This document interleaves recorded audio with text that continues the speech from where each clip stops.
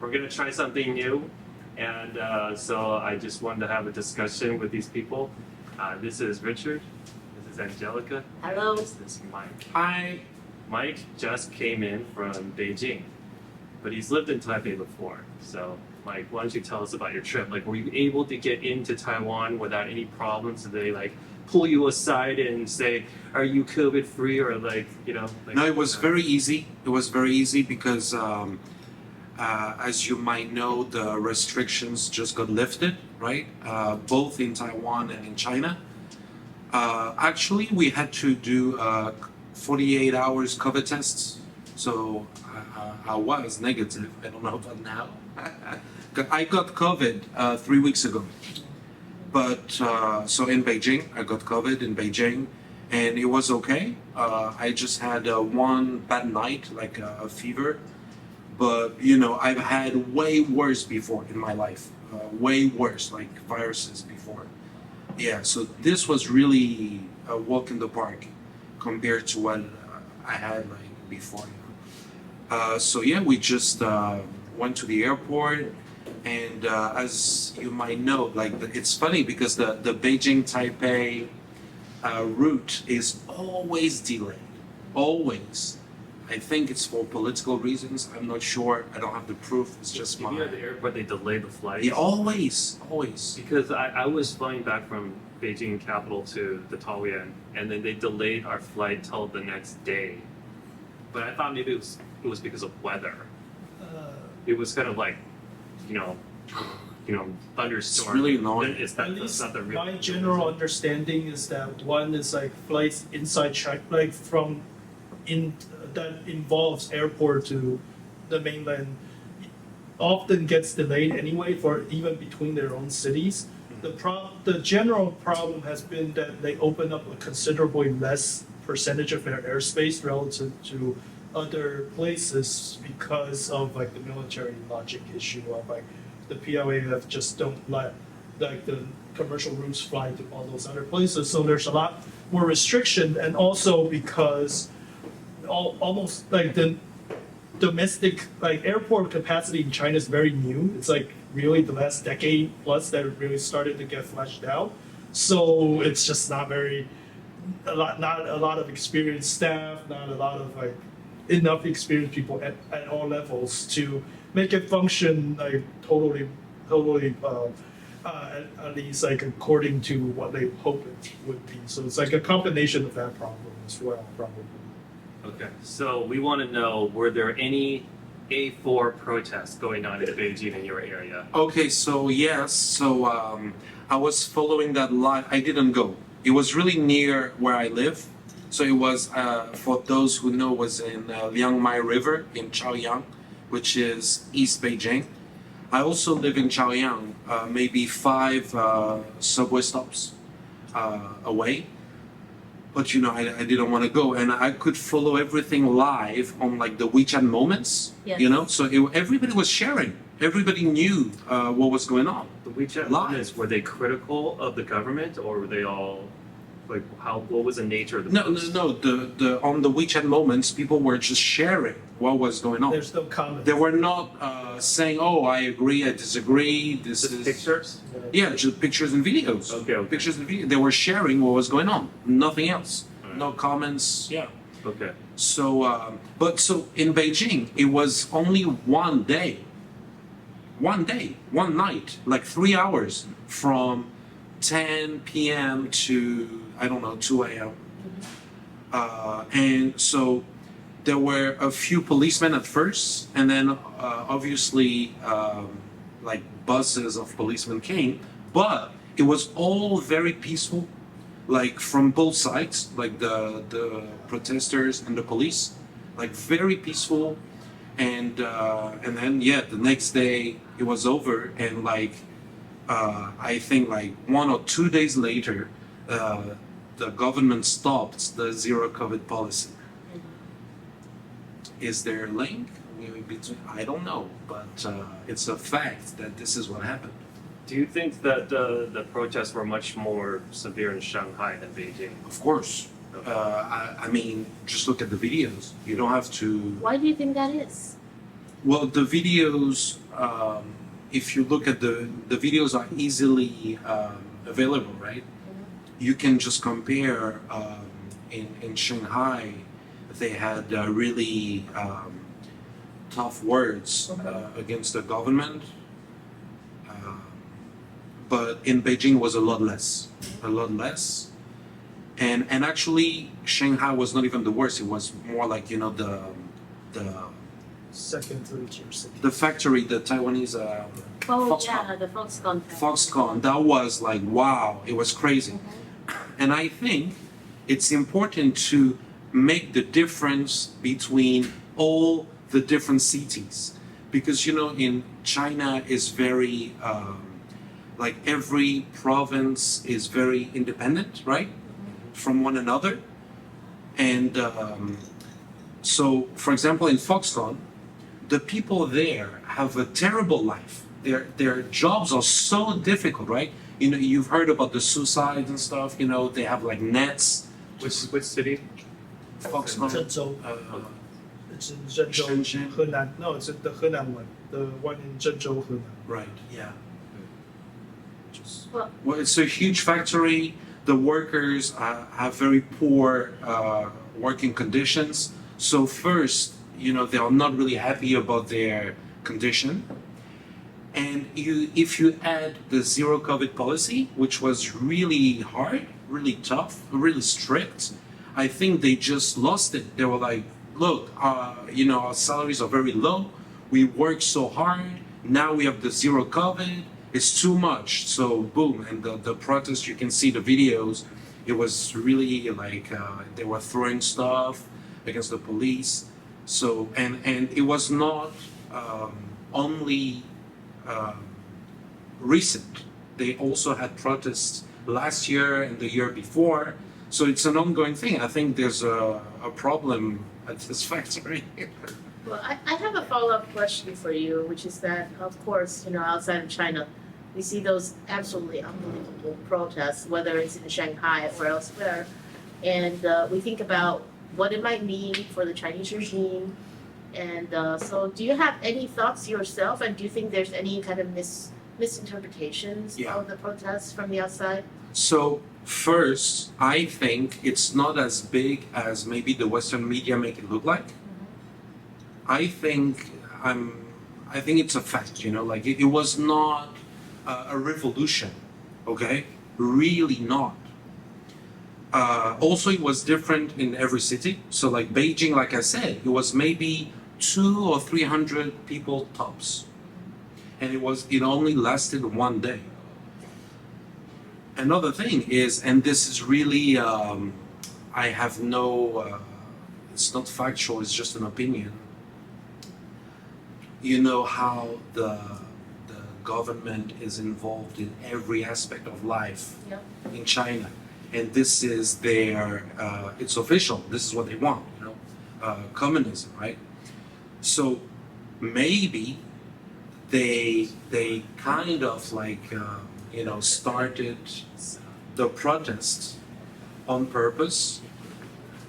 I mean, it could be possible, like, I'm not saying that they started the protest, but I'm saying maybe they were involved. Now, to what degree?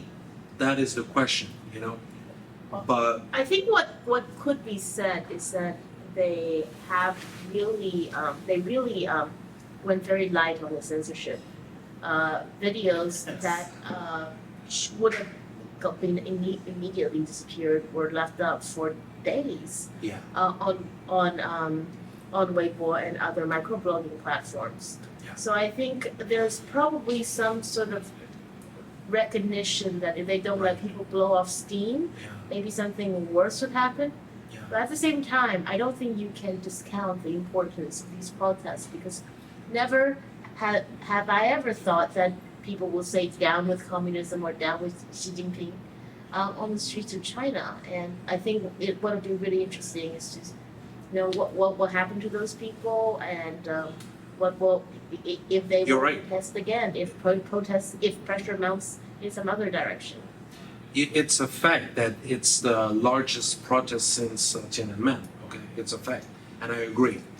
Now, I think it's also a good thing that the government reacted the way they did. Yeah. Because, of course, I mean, I'm French, so I'm used to protests. Yeah, the Okay. jaune, that's what makes it look Yeah, like the yellow violence, vest, right? And I'm used to crazy stuff. Yeah. I'm used to crazy stuff. So compare. And when I see that, Yeah. like the way the Chinese government reacted, like with a peaceful police force, and so I don't know if they stopped zero COVID because of that. But the fact is that it happened 2 days after the protests in Beijing. The zero COVID was over. So, yeah, you might say it's because they listened to the people, and if they did, that's great. I just wonder what's going to happen to those people. Their Like faces have arrested? been, well, not Well, just of those who, everybody who usually, participated in those protests, right? They're all facial recognition. It's going to be on their records forever. Right. Yeah, this primarily the problem would be if they need to try to get into the government service. That would be a problem.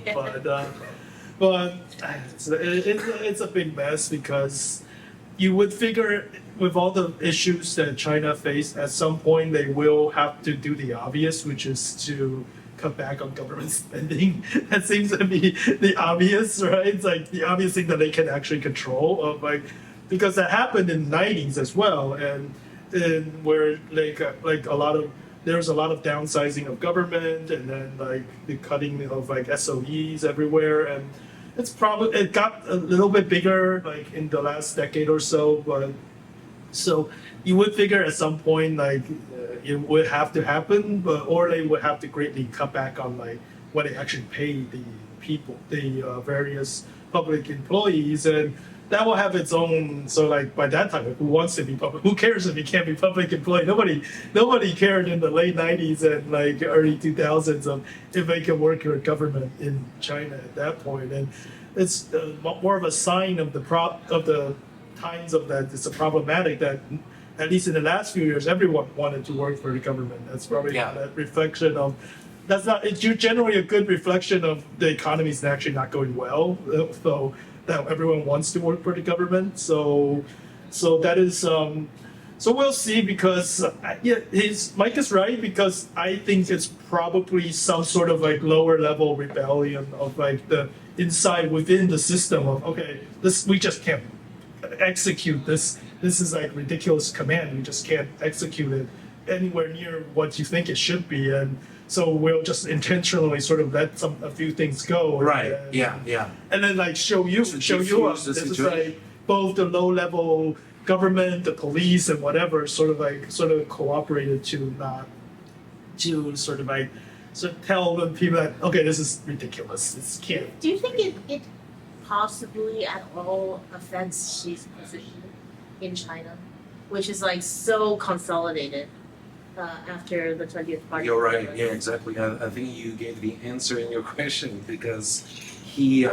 worked for 10 years to consolidate his power. I think he got to a point where nothing can happen. And the zero COVID lasted for 3 years, right? So, and now it's over. And knowing the Chinese and how they really care about harmony, not disrupting things like the way of things. Now that zero COVID is over, there's really no reason to, to point fingers at him anymore, and I don't know how much he was involved in zero COVID. Some say that it's his thing, but I mean, I don't think so. I mean, I don't think it was him alone. I don't see how anything can happen in China significantly that isn't his thing. Yeah. Yeah, Is it his idea, or is just a lot of group of experts that want to think what he thinks, so they come up with something that is kind of one of those. We should move on from the topic. Yeah, but it's kind of. I have to say though, I'm really curious to see what happens to the Chinese economy after this. Right. Yeah. We all are, of course. That's kind of a. But you Everything had COVID there and it was okay? But listen, I was actually invited to a CCP meeting about the economy. Oh yeah? Like the topic of the meeting was the future of the economy. And so I was actually honored to be invited because it was only diplomats, people from the Chamber of Commerce. Okay, so I had people telling me, "Oh, Mike, you are friend with no, it's if in that case ambassadors and people of Chamber of Commerce are also friends with the CCP, no, we have to, my mentality is to talk to everyone. China is a major power today, and I'm French. I think it's in my interest and in my country's interest to have the best relationship possible with China. That's the way I see it. China and other countries, of course, Taiwan as well. America, Russia, I'm all about multilateralism. Well, I wish I could have such a relaxed view about China, but sitting here in Taiwan, it's a little bit more But difficult. having lived there for 5 years, 6 years, I really, learned so much, and I don't know. I don't think we will have time to in this video, but I hope we can talk about this more in the future. And so, anyways, my point is, during that meeting, the officials were very confident. So I'm just repeating what they said. Okay. No, it's valuable information. Yeah, You so get so it's their little job. It's their information, job, So they were very confident. They gave a lot of figures, And what the thing that really marked me the most was that they were experts.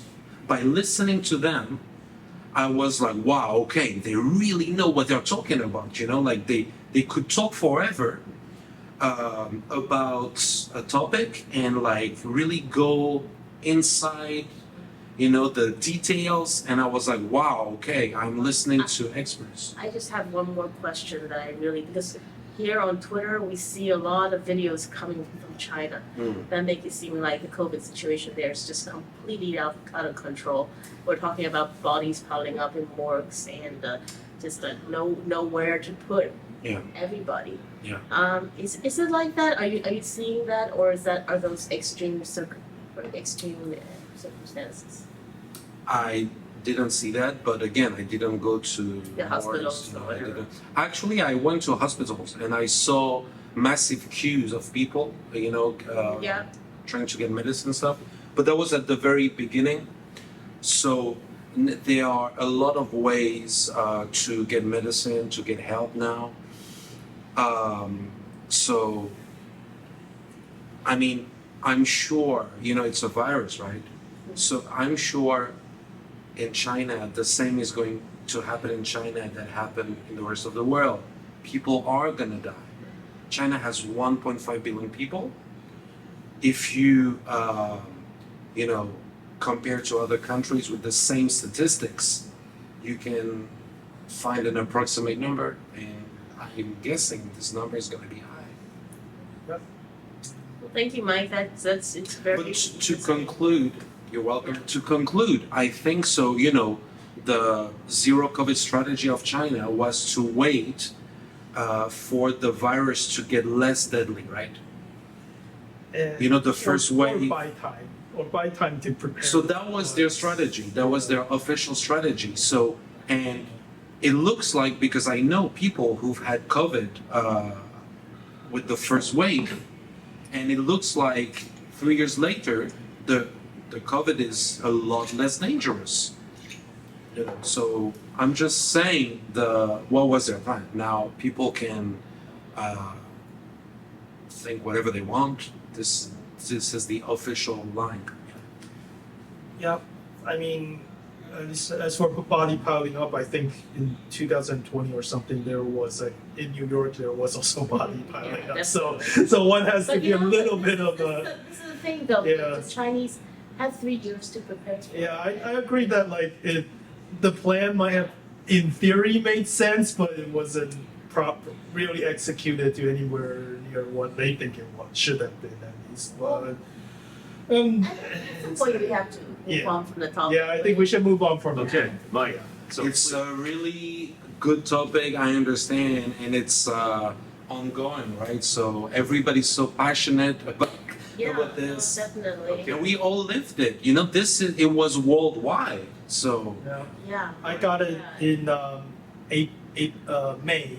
This May, so this recent, about 6 months ago in here, and it was quite bad for like a few days. I was thinking of if I Yeah. should go to the hospital. all the people I know in China have had very mild symptoms. okay, can I ask everyone if they got vaccinated or not? Yeah, I got Double first shot, but 2 Pfizer and the Moderna, but then I got infected about like a few weeks after I got my Did you third get all shot. these shots in Taiwan? Yeah. Okay. Yeah. So I got both my shots in Taiwan. It's one BNT and one Moderna. What did you mix? Um, Why did you get one of each? Why didn't you just get the same thing?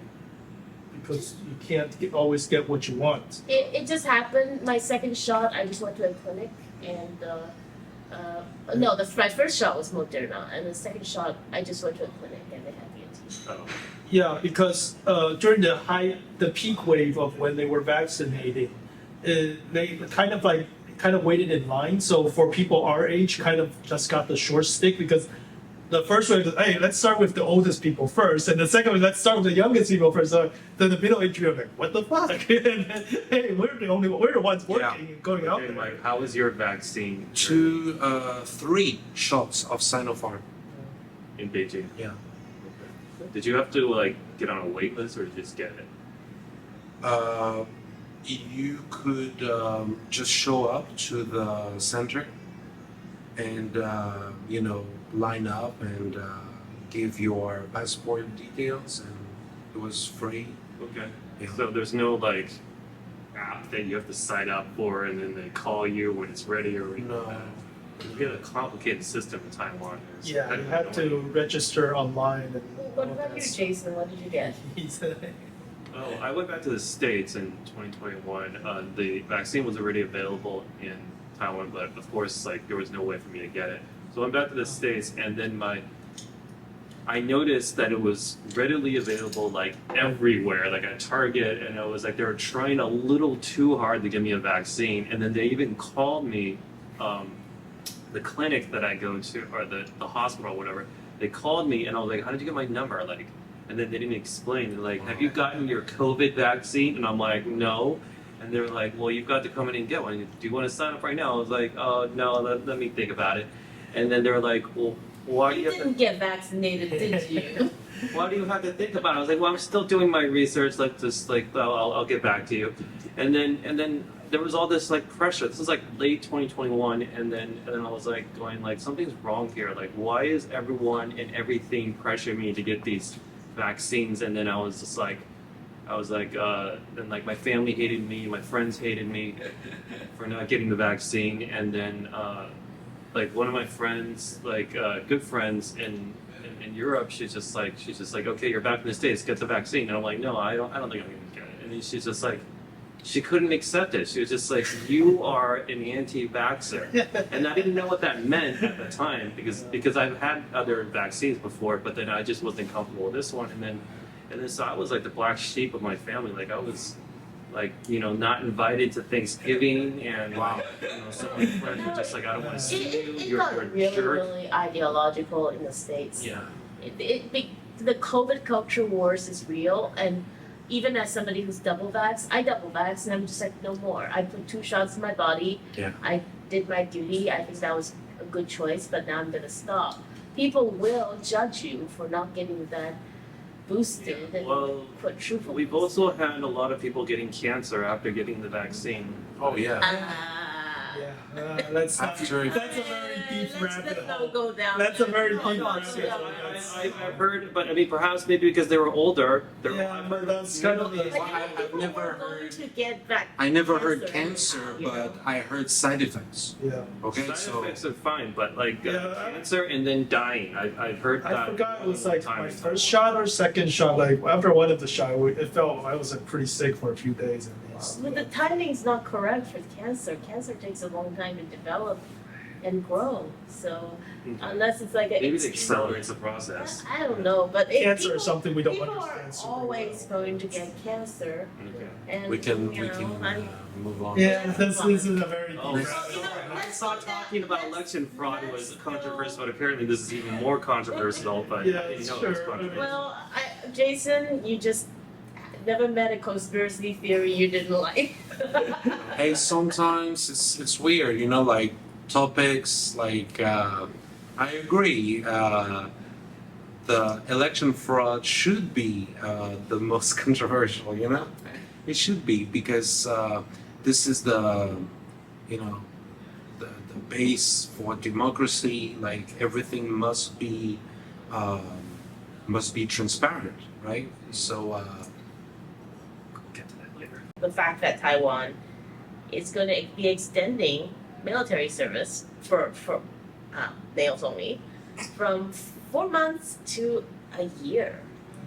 So obviously this is an effort to bolster our defense, have better trained troops to defend Taiwan in the case of an invasion.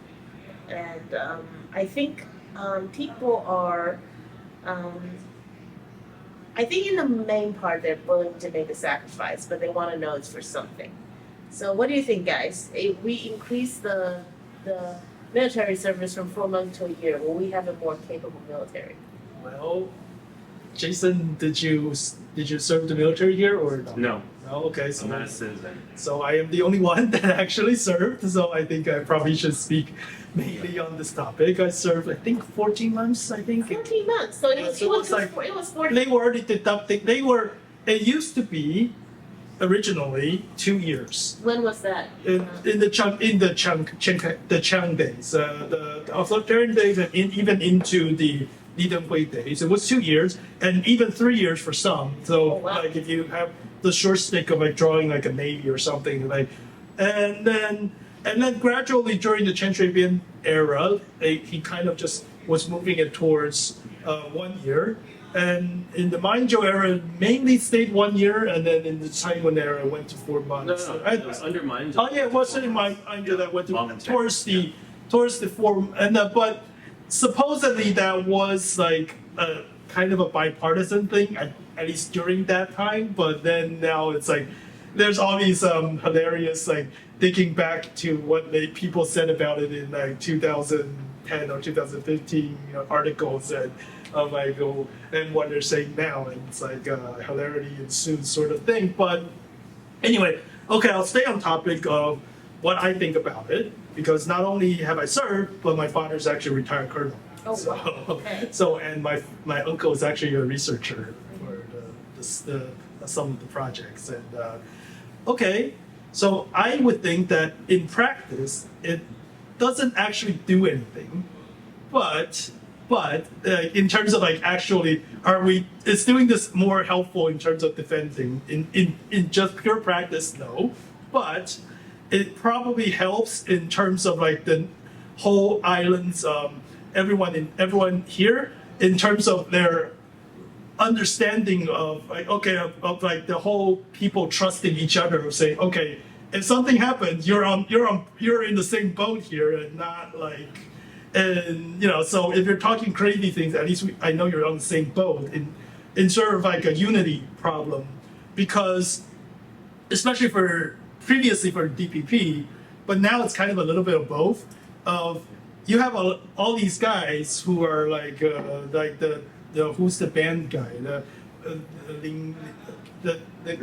Sanling Yuetuan. Oh yeah, Yeah. Freddie, yeah, who didn't serve, and then he's talking all this shit, and then there's a decent list of these guys, Well, or like he didn't serve. no, he basically because Did he do TDIE or something? yeah, he had some sort of like, he said he had some bladder issue or something along that line, and basically, especially when they were starting to lower the threshold during the Chen Shui-bian era into the Ma Ying-jeou era, like you could reasonably get away with like some sort of thing, like if you want to, and especially it has been long been a butt of jokes that like medical school students almost never serve, or like they serve like the proportion of them serving is very low because they know all the tricks of how to pretend you have something and dodge the draft, and it wasn't very enforced very seriously for a long time. The draft was watered down from something, right? I think back in the day when people did have a longer military service, they did learn how to shoot and how to,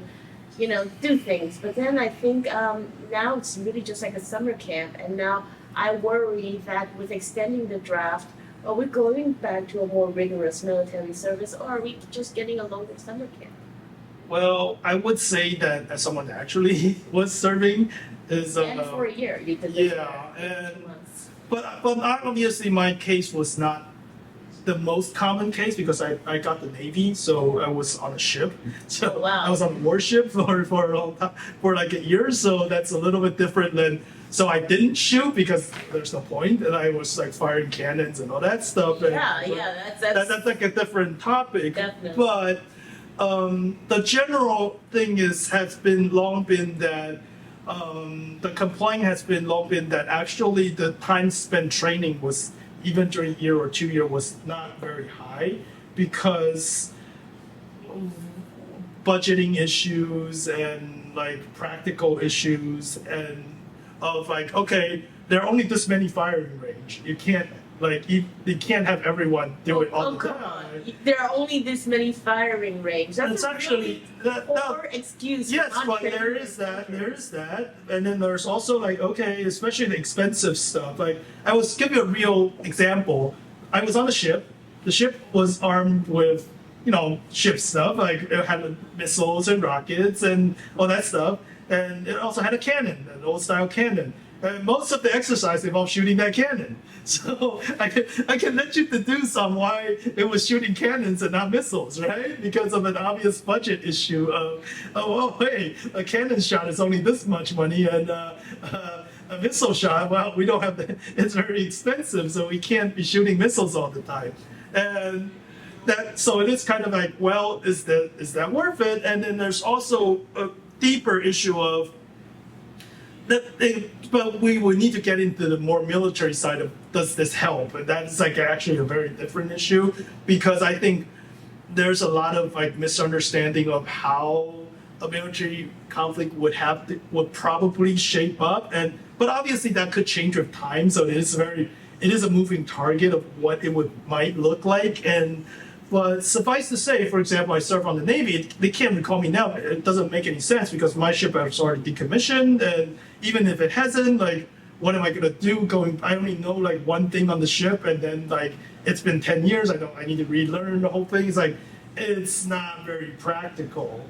And for more Army stuff, like I personally, I'm not the most military expert, but at least I have enough connection to generally theorize that if there is a war and it's already end up that there is like the PLA has already landed or like forced landed or something, and they can hold that landing spot, I don't think a reservist call matter at that point. It doesn't help. It's like if they could get to that point, it doesn't really matter. Okay, but I also don't think, at least what from the numbers I can see, that is actually likely to happen if they even try to force the matter, which is why they won't, because I would think that aside from some of the crazy people they let out of asylum on the PLA side, like most like reports I've seen from the U.S. military side, so in their topic of like when they're talking to PLA people, and like they say, okay, these guys are professional, they are rational, they know what's actually happening. They're not like so. Like they're not delusional of like what the actual capacity is. Let me see if I can summarize that a little bit. So what you're saying is the reserves are kind of irrelevant. Yes. Taiwan can probably defend itself from an invasion because our terrain is very defensible and Uh, prevent. Yes, reason event essentially because okay, I can give you two general issues. So, okay, I live near Longtan. I grew up in Longtan. Longtan is where the Army Central Command is. Yeah. Okay, and also the main research facility. That's why my father was there. But anyway, Longtan is also the home of the largest helicopter base in Taiwan, attack helicopter. Taiwan is the largest, one of the largest per capita operator of attack helicopters in the world. It's per capita is close to the U.S. Okay, and attack helicopters. If you don't have enough like air suppression fire of like, and you can let these attack helicopters come out, you will have a very very bad day if you are a brigade on the beach or trying to land. Okay. Got it. Yeah, that's one. And two is like the point of the U.S. ambiguity like policy geopolitically is that they will force the PLA to assume they will absolutely fight, and they will force us to assume that it might not. And so that should be understand. But in terms of like just general logic deduction of saying, well, if there is actually a real fight, then America will be there, and because even though they don't have great like or really any like coordination with us, what will probably happen is they will have an air carrier fleet somewhere near enough to force the PLA to have a very hard time to establish a permanent full air superiority. And if they don't have that, then it would be such a high risk proposition that they can't. Like it would. Okay, so you're saying Taiwan is well covered, and so that it could be very difficult for the PLA to establish a stronghold here. And well, or the opposite extreme would be that the Americans didn't show up. Then they could probably just blockade us simply by intimidating the commercial fleet. And at that point, if it's clear that Americans just not going to show up, we're in a totally different topic then.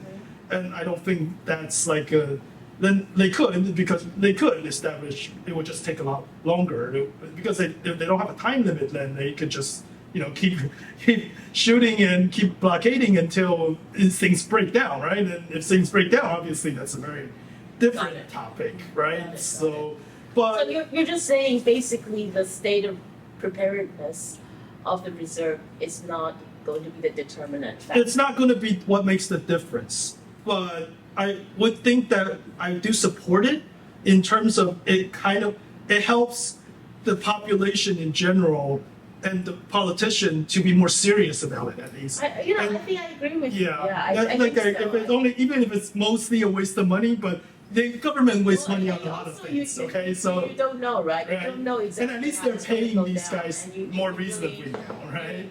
I do think it's really kind of good to prepare for contingencies. Yeah. I support the increase of the draft to 1 year. I actually think it should be for women as well as Yes. men. Okay. Good. And I think I heard in you know, news today yeah. that they will do like a reserve call up for women too, but it's only for like the people who actually serve the professionals, and then they retired, and then okay. so it's like all 20 of them. So Women don't go into the infantry, right? What do they do? I mean, at least I don't know for sure because like I said, my experience was in the Navy.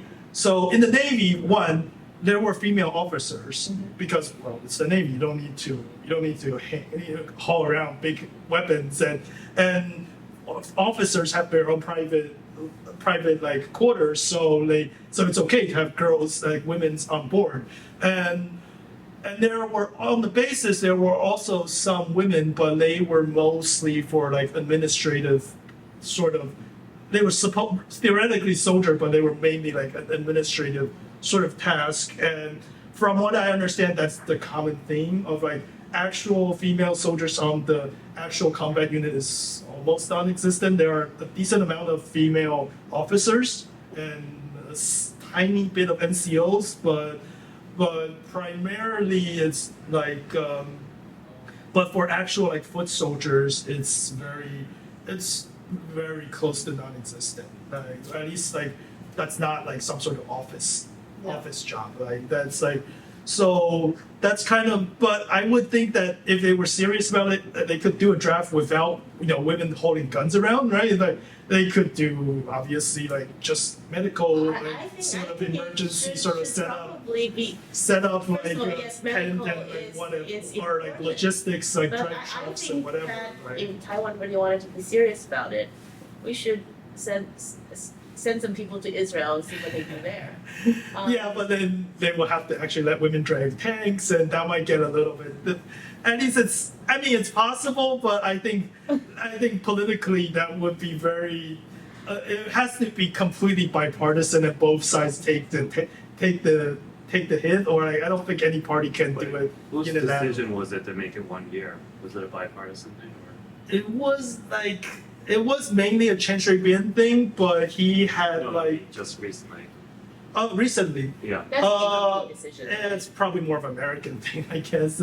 There's probably like American pressures. And so- I think it might be related to what's going on in Ukraine. yeah, it is that, and So also many lessons are being learned right now, every minute, with what's going on in Ukraine. So, but I think it's a totally different situation.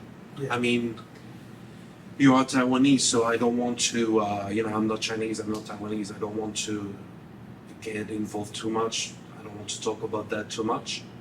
But I think, from an outsider point of view, that the Taiwanese situation is very unique in the world. It cannot be compared to even Ukraine or even Israel. It's very different, and for the better. Because I don't think I have a lot of reasons to think so. I don't think China will ever launch any military action. But it's hard to tell because ultimately It's really it depends on.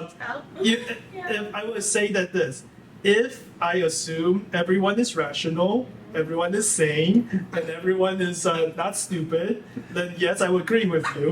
But in the last 5 years, 5 to 10 years, the evidence to support that is waning. So that does give me a lot more pause to say, oh, this will never happen. But I would think there's like.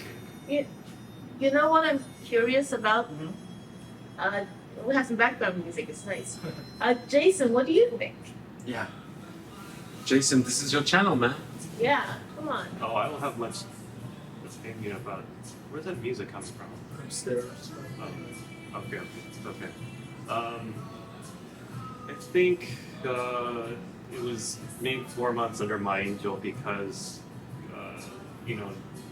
tensions were low in the cross strait, but now they're obviously high. So yeah, it makes sense to make it 1 year again. I think the quality of service is more important than the length of service. I think that the infantry needs to be able to fire a rifle properly. I'm more concerned about spending money on small arms because I think that this is in a protracted war. Like you need to have like usable infantry that know how to use like small arms because it's the only way that you're gonna last in a longer conflict. And I'm concerned about our reserves' ability to fire a rifle. Throw grenades, use their pistols, and use knives and stuff like that. Because that's like I believe that you need to be able to fight guerrilla. That's the only way you can handle a storm. Richard doesn't agree. I don't agree.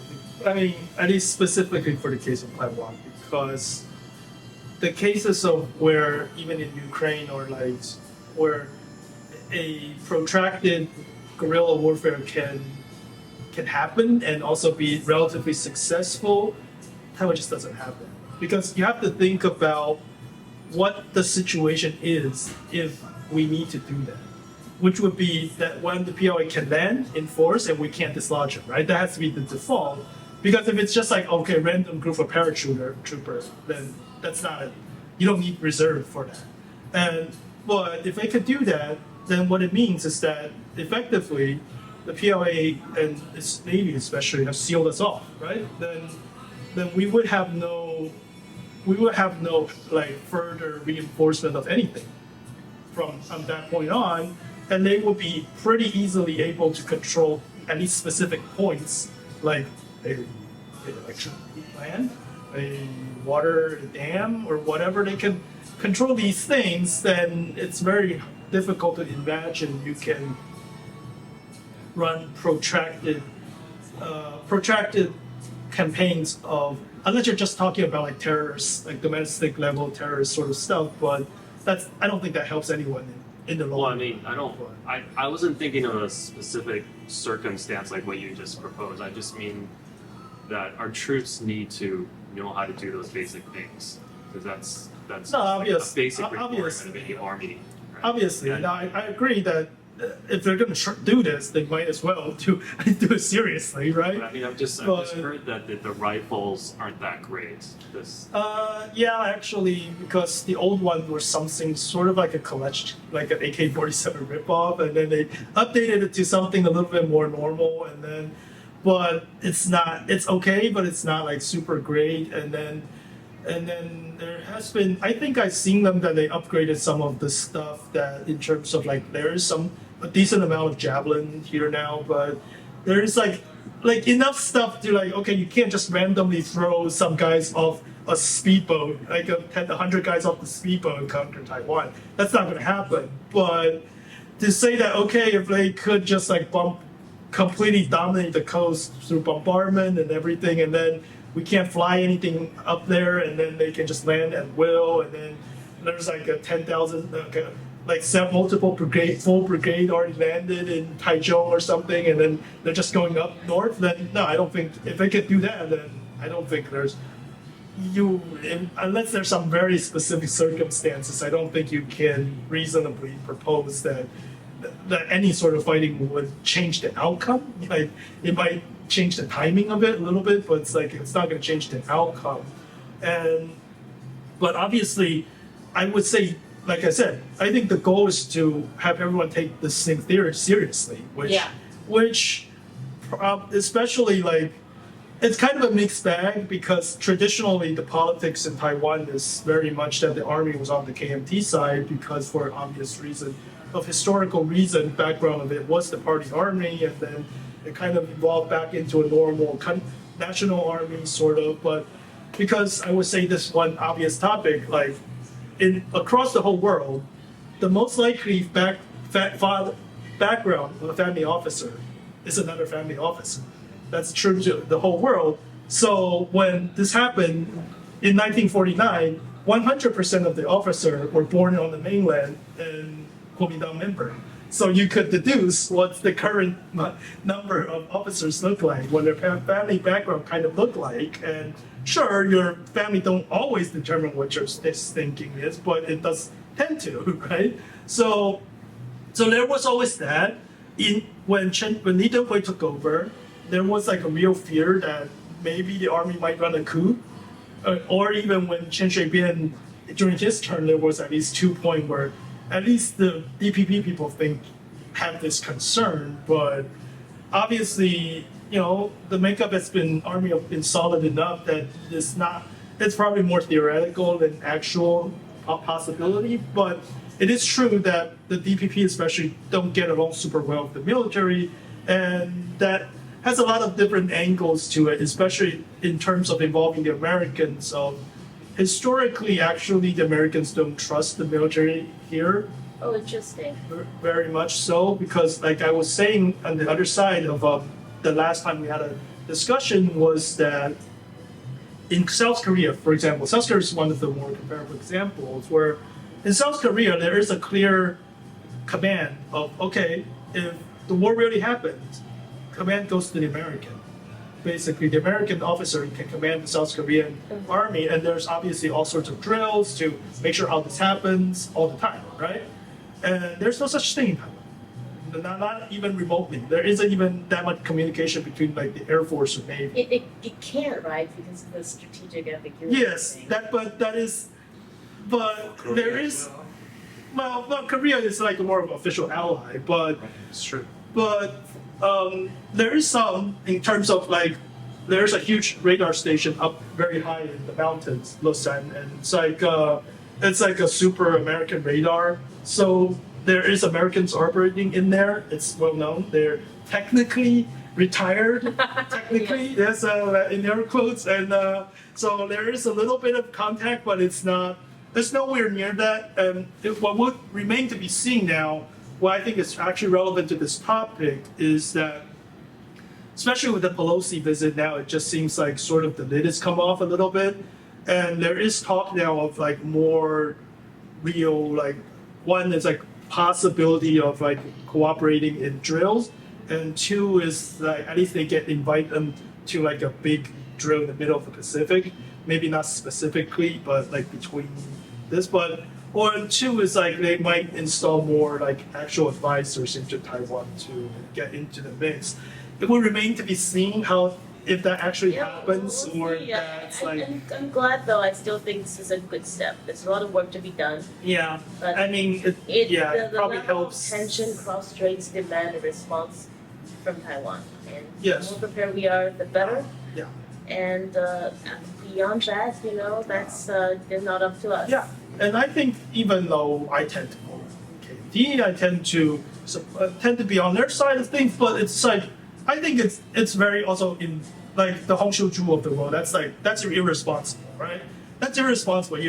You should have an open stance of like potentially befriending and talking to Beijing and also open any sort of possibility, but you should also be very wary and have the defense of, oh no, we're not just going to open the door and let you in. So I do wonder about that though, because I tend to vote more for DPP, yeah, and I really wonder if the KMT would ever clean house for those people who are fit Yeah. from China but and who could, I feel like, seriously jeopardize our national security because they might just kind of roll out the red carpet. yeah, But but then, you have to get this feeling that they want to.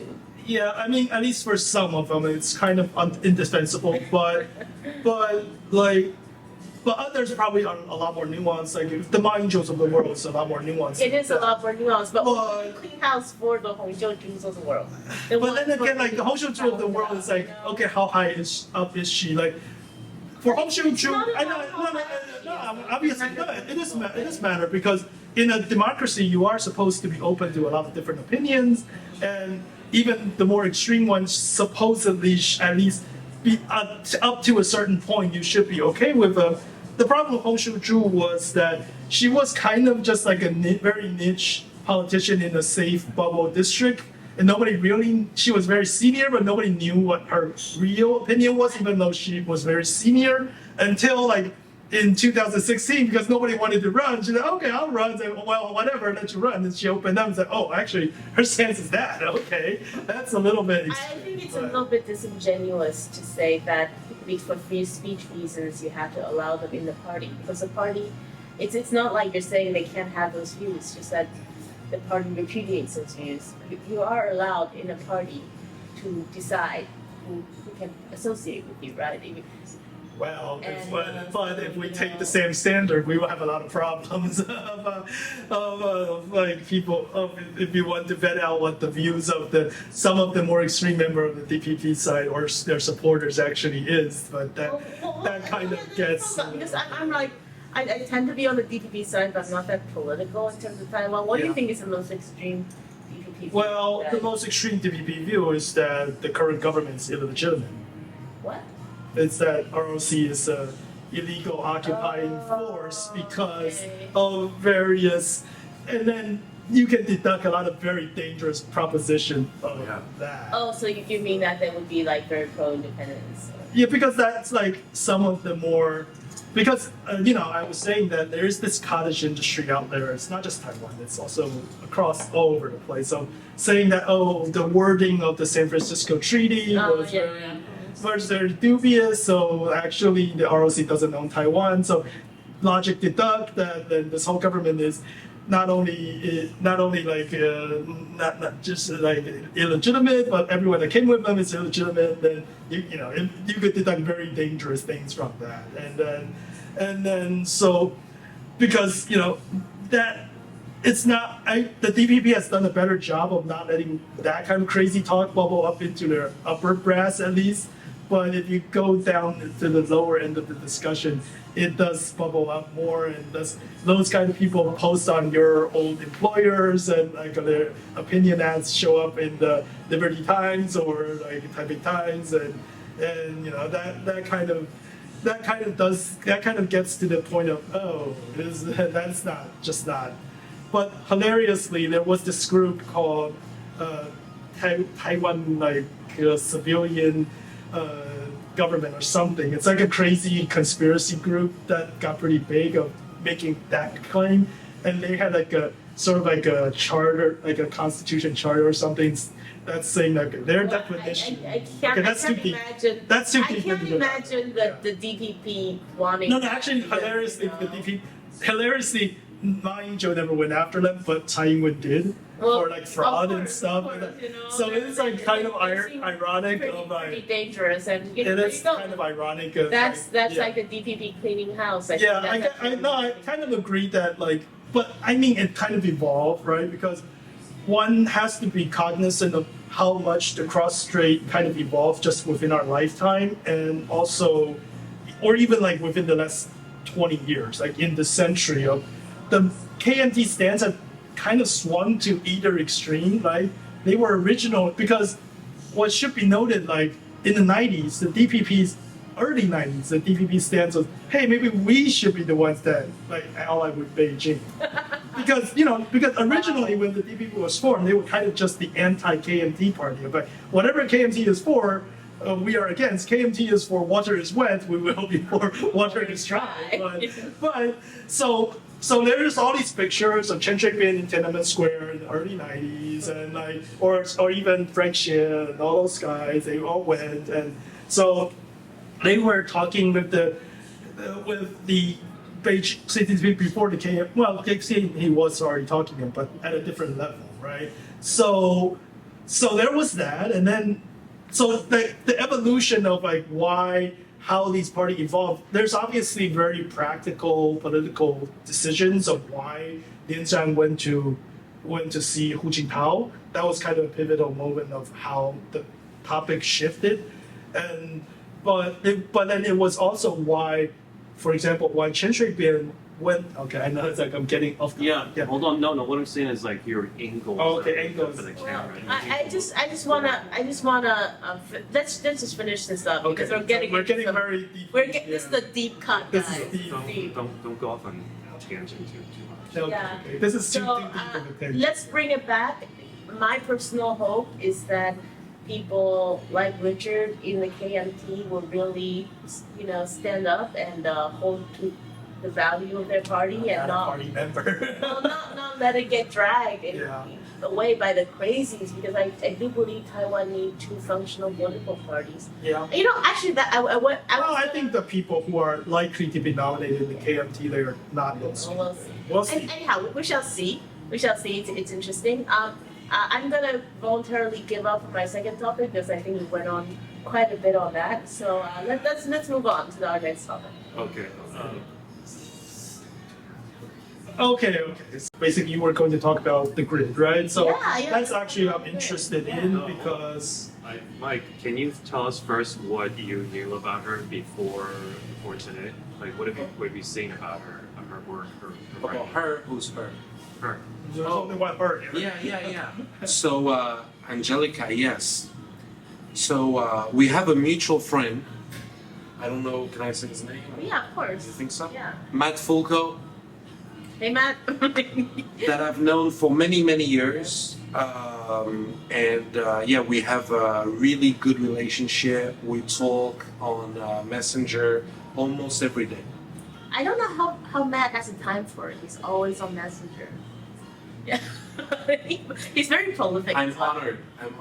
I'm really happy. He always shares his articles with me. Yes. And I feel really honored because I don't think he does that with too many people, just from convenience stance, like you can only forward to like 9 people or something, So anyways, I'm one of them. I'm very honored. And so he's very active on LinkedIn as well. Yes. And that's how I came to find you, because I saw Matt Foucault was he made a comment, one day, and then so I was like, oh wow, I mean I looked at the article, like it was yours, and I found it was very interesting, and I think today it's really rare to find, good journalists.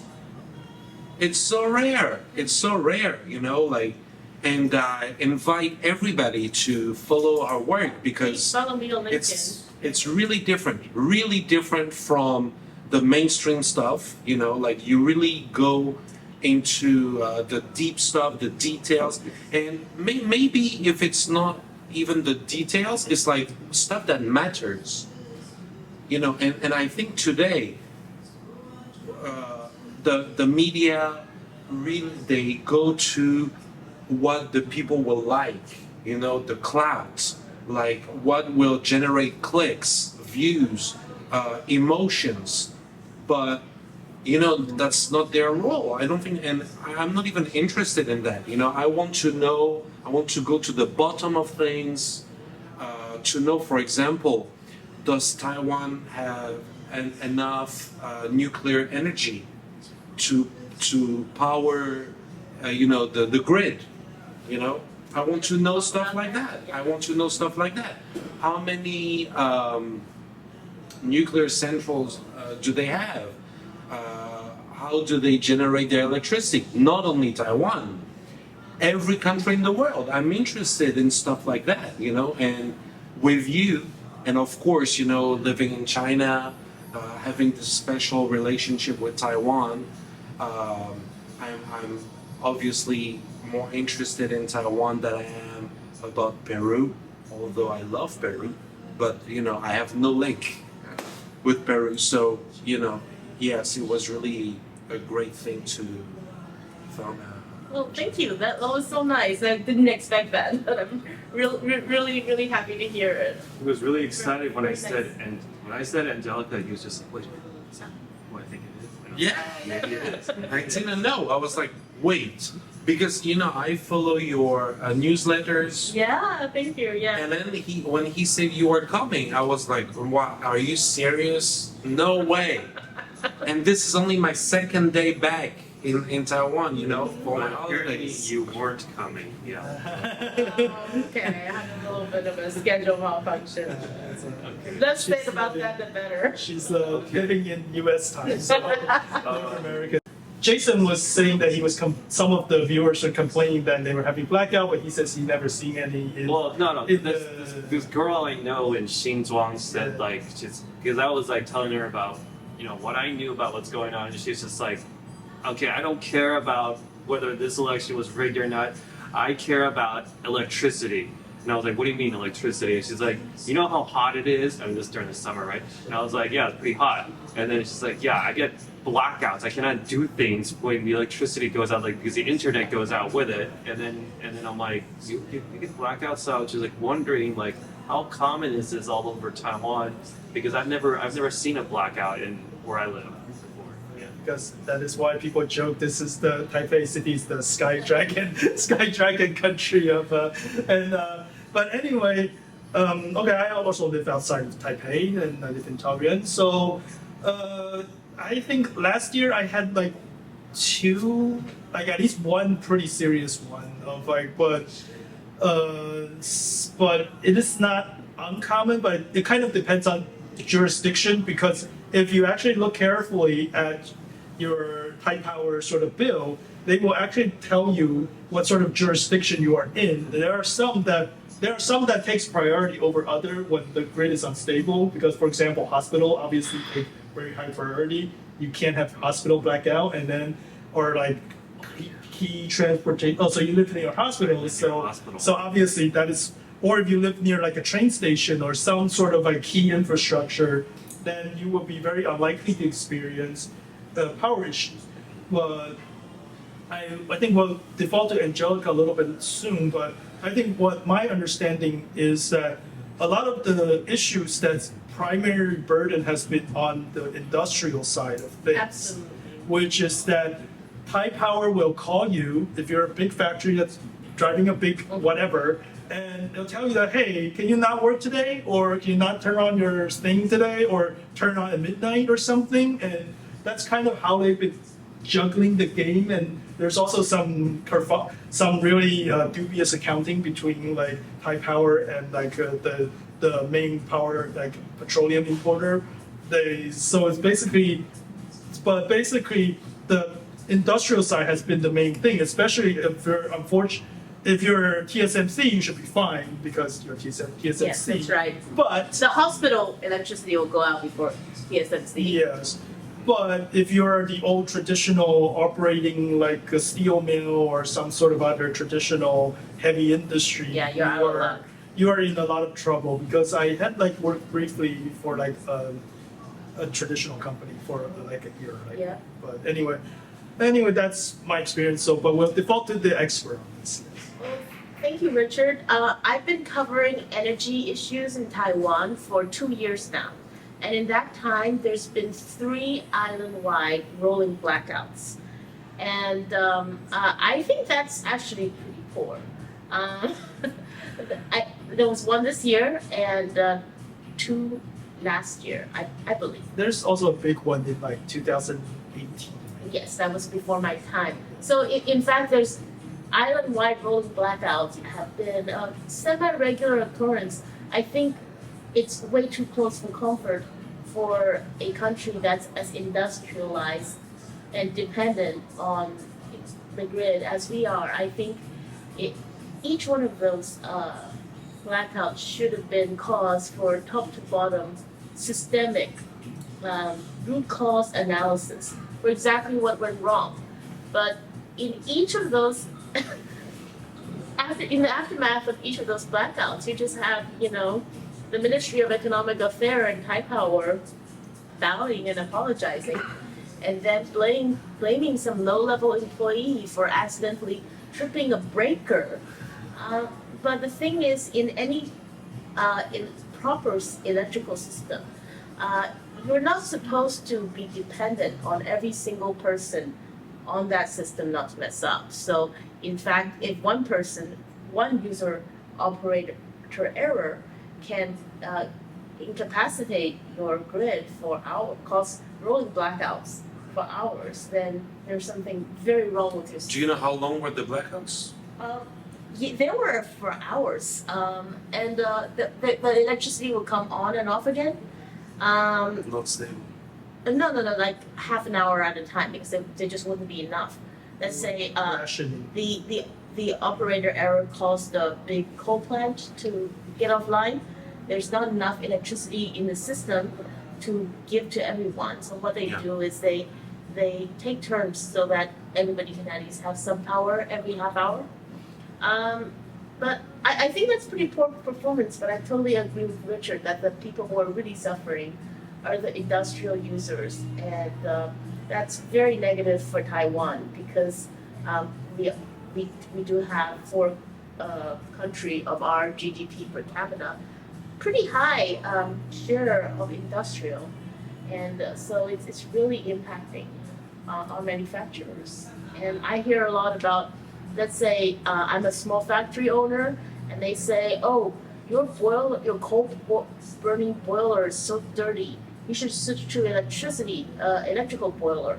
Okay, you switch to electrical boiler, and now you can't run it because there's not enough power. It's really quite irresponsible how the grid in Taiwan isn't properly provided for. I think we are already in a power crunch, and it's only going to get worse in the coming years, and the ruling party don't seem to have any appetite for dealing with it in a responsible So what is the energy mix in Taiwan? The energy mix right now, we have So nuclear? About 10%. nuclear is 10%. I thought it was more. Okay. No, They turned off one of the oldest. and the natural gas is about 40 now, right? I think so. I think nuclear at the peak was Wow. closer to 15, Okay. but now it's more like 10. So gas is 40. Gas Yeah, is 40. gas is And 40. where does it come from? Coal, well, Everywhere. everywhere. Coal is the other 40. Qatar, Australia, Russia. Russia, anyone but the United States actually. Yeah, don't have well, any partly gas, that's I think partly that's like a geographic issue Yeah, it's because really far. they're shipping out from the Gulf and just doesn't make sense to go. Yeah, to the US. yeah. So basically, we have too much liquefied natural gas, and we have too much coal. Only So coal, only 6% what is is the percent? renewables. Probably 40. Around 40, yeah, around 40 also. And then renewables is around 6%. That's solar and What wind. about hydro? Because there's a It's like huge 2%. dam. It's which is only one. around 2%. Yeah, It's very just small. It's one. only around Because- 2%. We're very lucky in that we have pumped hydro, which is really nice for balancing. Yeah, but it's not a But it's huge not a balance, right? It's not- 2 Oh, gigawatts. It's Oh, not, okay, it's not nothing, yeah. but It's not nothing. because Taiwan has like very weird rivers of like there isn't actually that many places you can dam Yeah. properly, and then they're all used up anyway, and then also you can't because I think a lot of people outside of Taiwan don't understand that despite being like an almost tropical island, the water is actually very tight here. So like if it doesn't rain for 3 months, it's kind of already borderline emergency. So you can't can't handle the hydro. so you can't like just let the hydro run at will, right? It's Yeah, not, yeah, of course. and so that is also like coal. It should be noted that especially a lot of people don't know that Taiwan used to be a major coal producer, but it was like in the Chiang Kai-shek era. It's like, but the last one was already closed in 2000, but that was why it was like a very big coal base because especially in the Chiang Kai-shek era, it was a very big coal producer. We were even exporting coal at that point. So until like the oil price really crashed in the like later like 70s or something, and then obviously Taiwan's not the most reasonable place to mine coal, and geologically it's very unstable. It's not very safe, and also as people got wealthier, it's very difficult to convince people to go operate coal mine, the Coral Round coal mine. So. But that's why the legacy of why there's a lot of coal, and also coal is easier to procure. But I think Jason talked about, okay, is pollution actually quite bad in Taichung? The answer is yes. The answer is definitely yes. Yes. Because especially if you drive on number 3, the highway, you can see the super huge, Factories. the first is the electricity generating power plant, and because the plant is there and also the port and LNG port is all there, so by naturally all the heavy industry will also in the central part of Taiwan will also be around those areas, like either in Taichung or the Zhanghua Rinling area of like Maiyao, of like they're in that same very small within 100-kilometer band, so it's all on the coast. And so the pollution can get very bad over there. And that's kind of the debate in Taichung, especially of why like the mayor in Taichung, she's really running on that. And it's been a kind of a mess because but I don't love her politics, but but anyway, that is what it is. Yeah, so Taiwan is going to face a power crunch in the coming years, and I think the only reasonable solution is to extend the life of the existing nuclear power plants and probably switch on the 4th nuclear power plant in Longmen. It'll take a couple of years, but just in time, and then we will have 20% nuclear, and that would be a pretty reasonable base for us to then add renewables on top of, so that we can reduce the coal. I don't even want us to reduce the gas. Reducing the coal, though, is a quality of life issue. And Yeah, as well well, as Why does it take 2 years to turn on number 4? Because they It already just does. sold It just all. does. They also sold all the. I think the just the fuel. 2 years is okay. It's testing, not. And testing. It's not unreasonable. yeah, I think it'll take 2 years to switch on. And get the Yeah. staff all back up. So I think it's actually fine, but Now we have the same problem in France. Yeah. We have the same problem, the nuclear. France was the only country in the world with 80%. yeah, I know our the energy master mix. plans. So But they, formidable, yeah. they wanted to stop that for political reasons, and now they are coming back to nuclear because it's the cleanest. Yes. It's the cleanest energy, and of course they say the anti-nuclear say that it's dangerous, which is true. But we never had any accidents, in 60 years plus, zero accidents. And actually, you know what happened in Fukushima? They were supposed to Yeah. to build a wall that was supposed to be a certain height. And it's so weird because this is so not Japanese to, the error margin was like very high. The percentage was really high. And like, how can you not like do it like 10 meters? They say, okay, 7 meters is enough. No, it's not enough, even if it's 1%. 1% chance is enormous. Imagine if you're driving a car and you have a 1% chance for your brakes to break. You know, never from drive here, Malfunction. if you drive from here to Taipei 101, you will use your brakes more than 100 times. So you are guaranteed to have an accident. 1% is huge, and it happened. Which plant was shut down? Which plant was shut down? The first The one. first one and the first unit of the second one. The first unit. Yeah, Yeah. each plant, one, Has two, more than three, one. they have 2 reactors Yeah. each. But here's the interesting thing, huh? There's also something I heard, this is a really deep cut, I'm gonna end after this. But actually none of the nuclear power reactors in Taiwan have been decommissioned. The reason is because they were shut down early because the fuel pools were full, the wet storage was full. For political reasons, we never licensed dry storage. This means the last batch of fuel rods all stayed within the reactor core. This means you cannot decommission the reactors. You have to keep them running because the last batch of fuel is still inside. So this means that they're put through the mint condition, and all of those reactors in Taiwan are light water reactors, and they have gone on for 20, 40-year extensions in the U.S. So we could turn them all back on if we wanted to and run them for another 40 years. Yeah. How about that? Yeah. Also, well, since our previous topic was more national security, it should be noted that coal is a lot more helpful in national security logic. Yeah, Than, when it comes to national gas. security, The national LNG is gas, kind of the worst.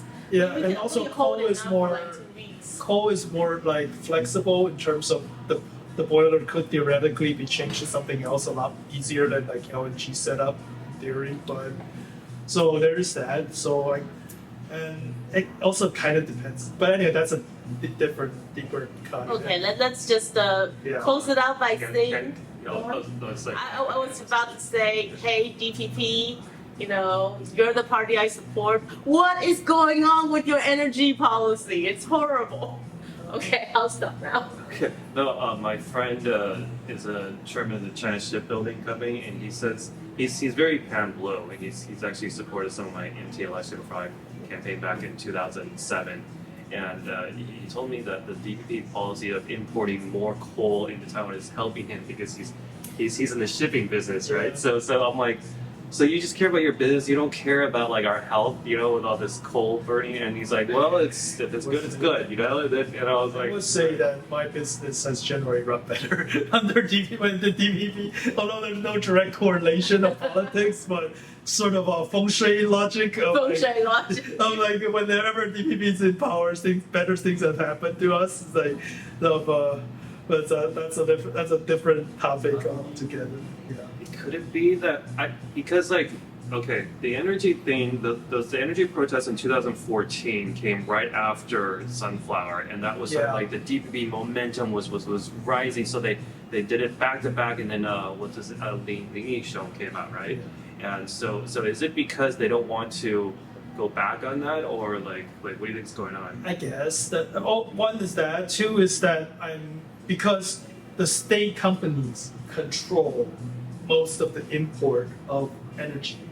So and the government, whoever's in power, they can name the chairmen and all the major chair of the boards to almost all of the state-owned companies. So there is probably some dubious logic of sort of pork barreling in there, but that's hard to prove. But it's kind of likely because nuclear has been kind of poor for like generally doesn't have a lot of lobbying and like a longer supply chain of things involved into where you could. I think they're overcomplicating things. Yeah, The but maybe PPP are just anti-nuclear because it's in their political. Yeah, because they were formed in the late '80s, just right after Chernobyl. Same year as Chernobyl. Yeah, actually. so that's kind of their one of their core logic, and Well, they just can't step back. Is it from their ideology because they just want to be like anti-KMT and like KMT like pro-nuclear and so they're anti-nuclear like or I don't know. what's It's kind of a You mix. have to understand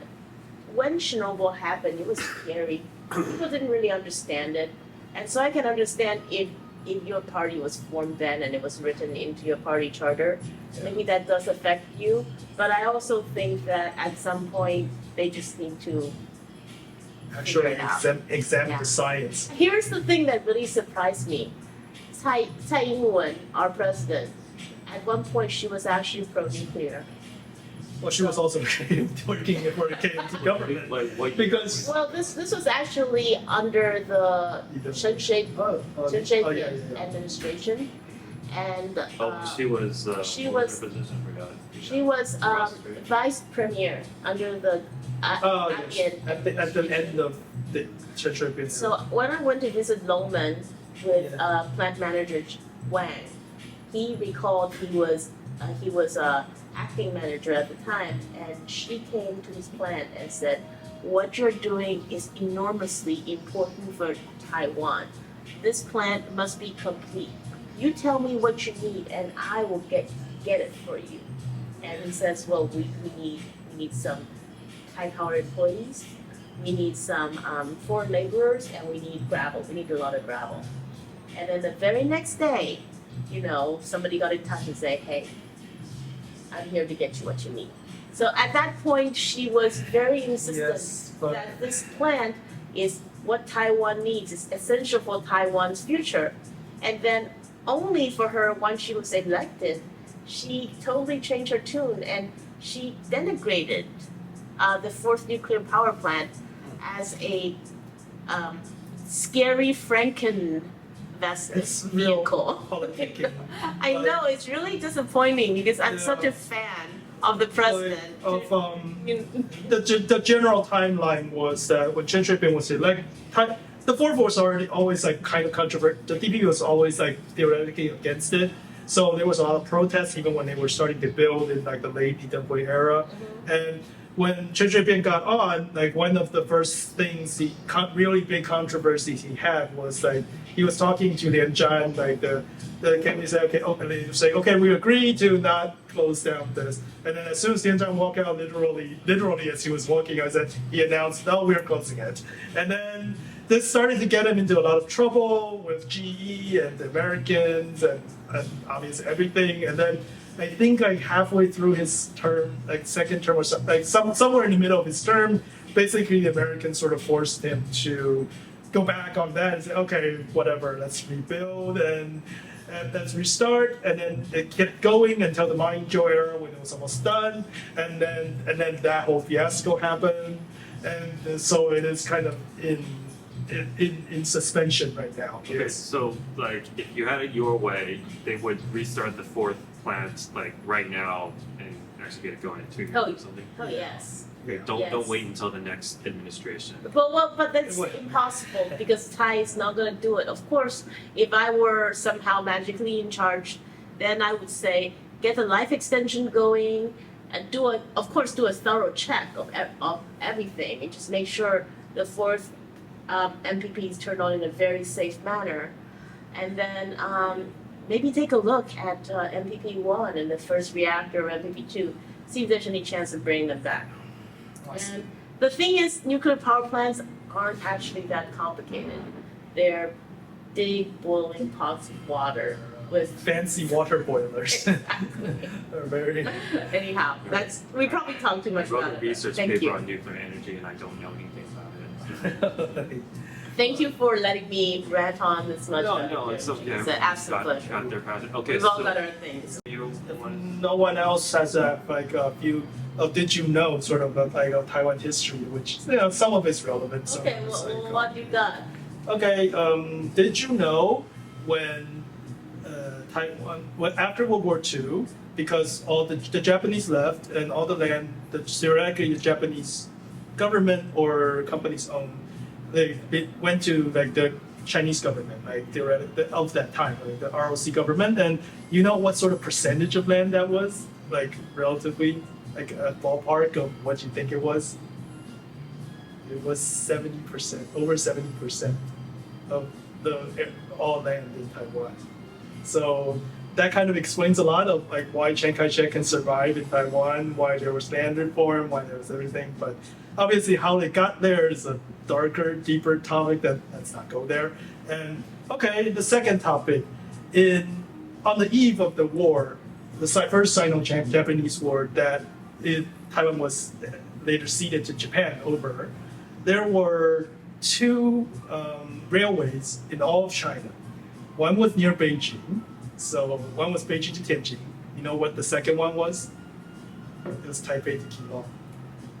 So Well, the Japanese are very good at building infrastructure. no. The Qing government already built it. Oh, wow, So no way. so that was like literally the first Wow, like wow. they built, because it was already okay. The third topic, which is relevant to Mike, did you know why the Qing what was the pivotal event that forced the Qing government to make Taiwan a province?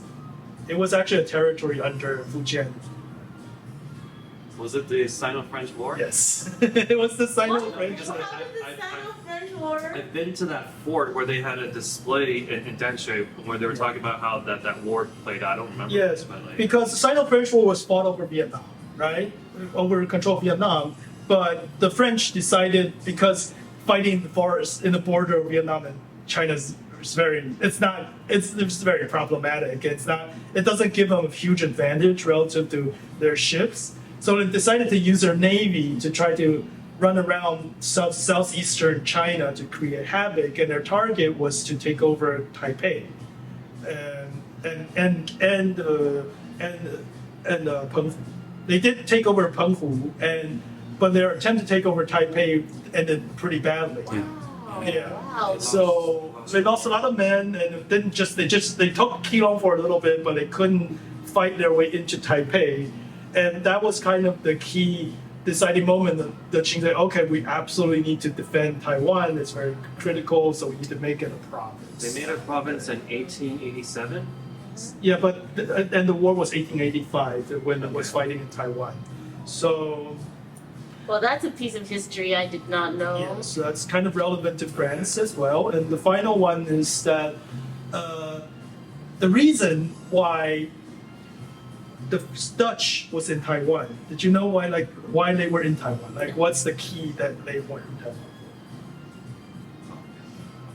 for? It was to trade with Japan, because that was like the late warring state and then into the early Edo period. So there was all these powers between them and the Portuguese and Spanish are trying to fight to trade into Japan.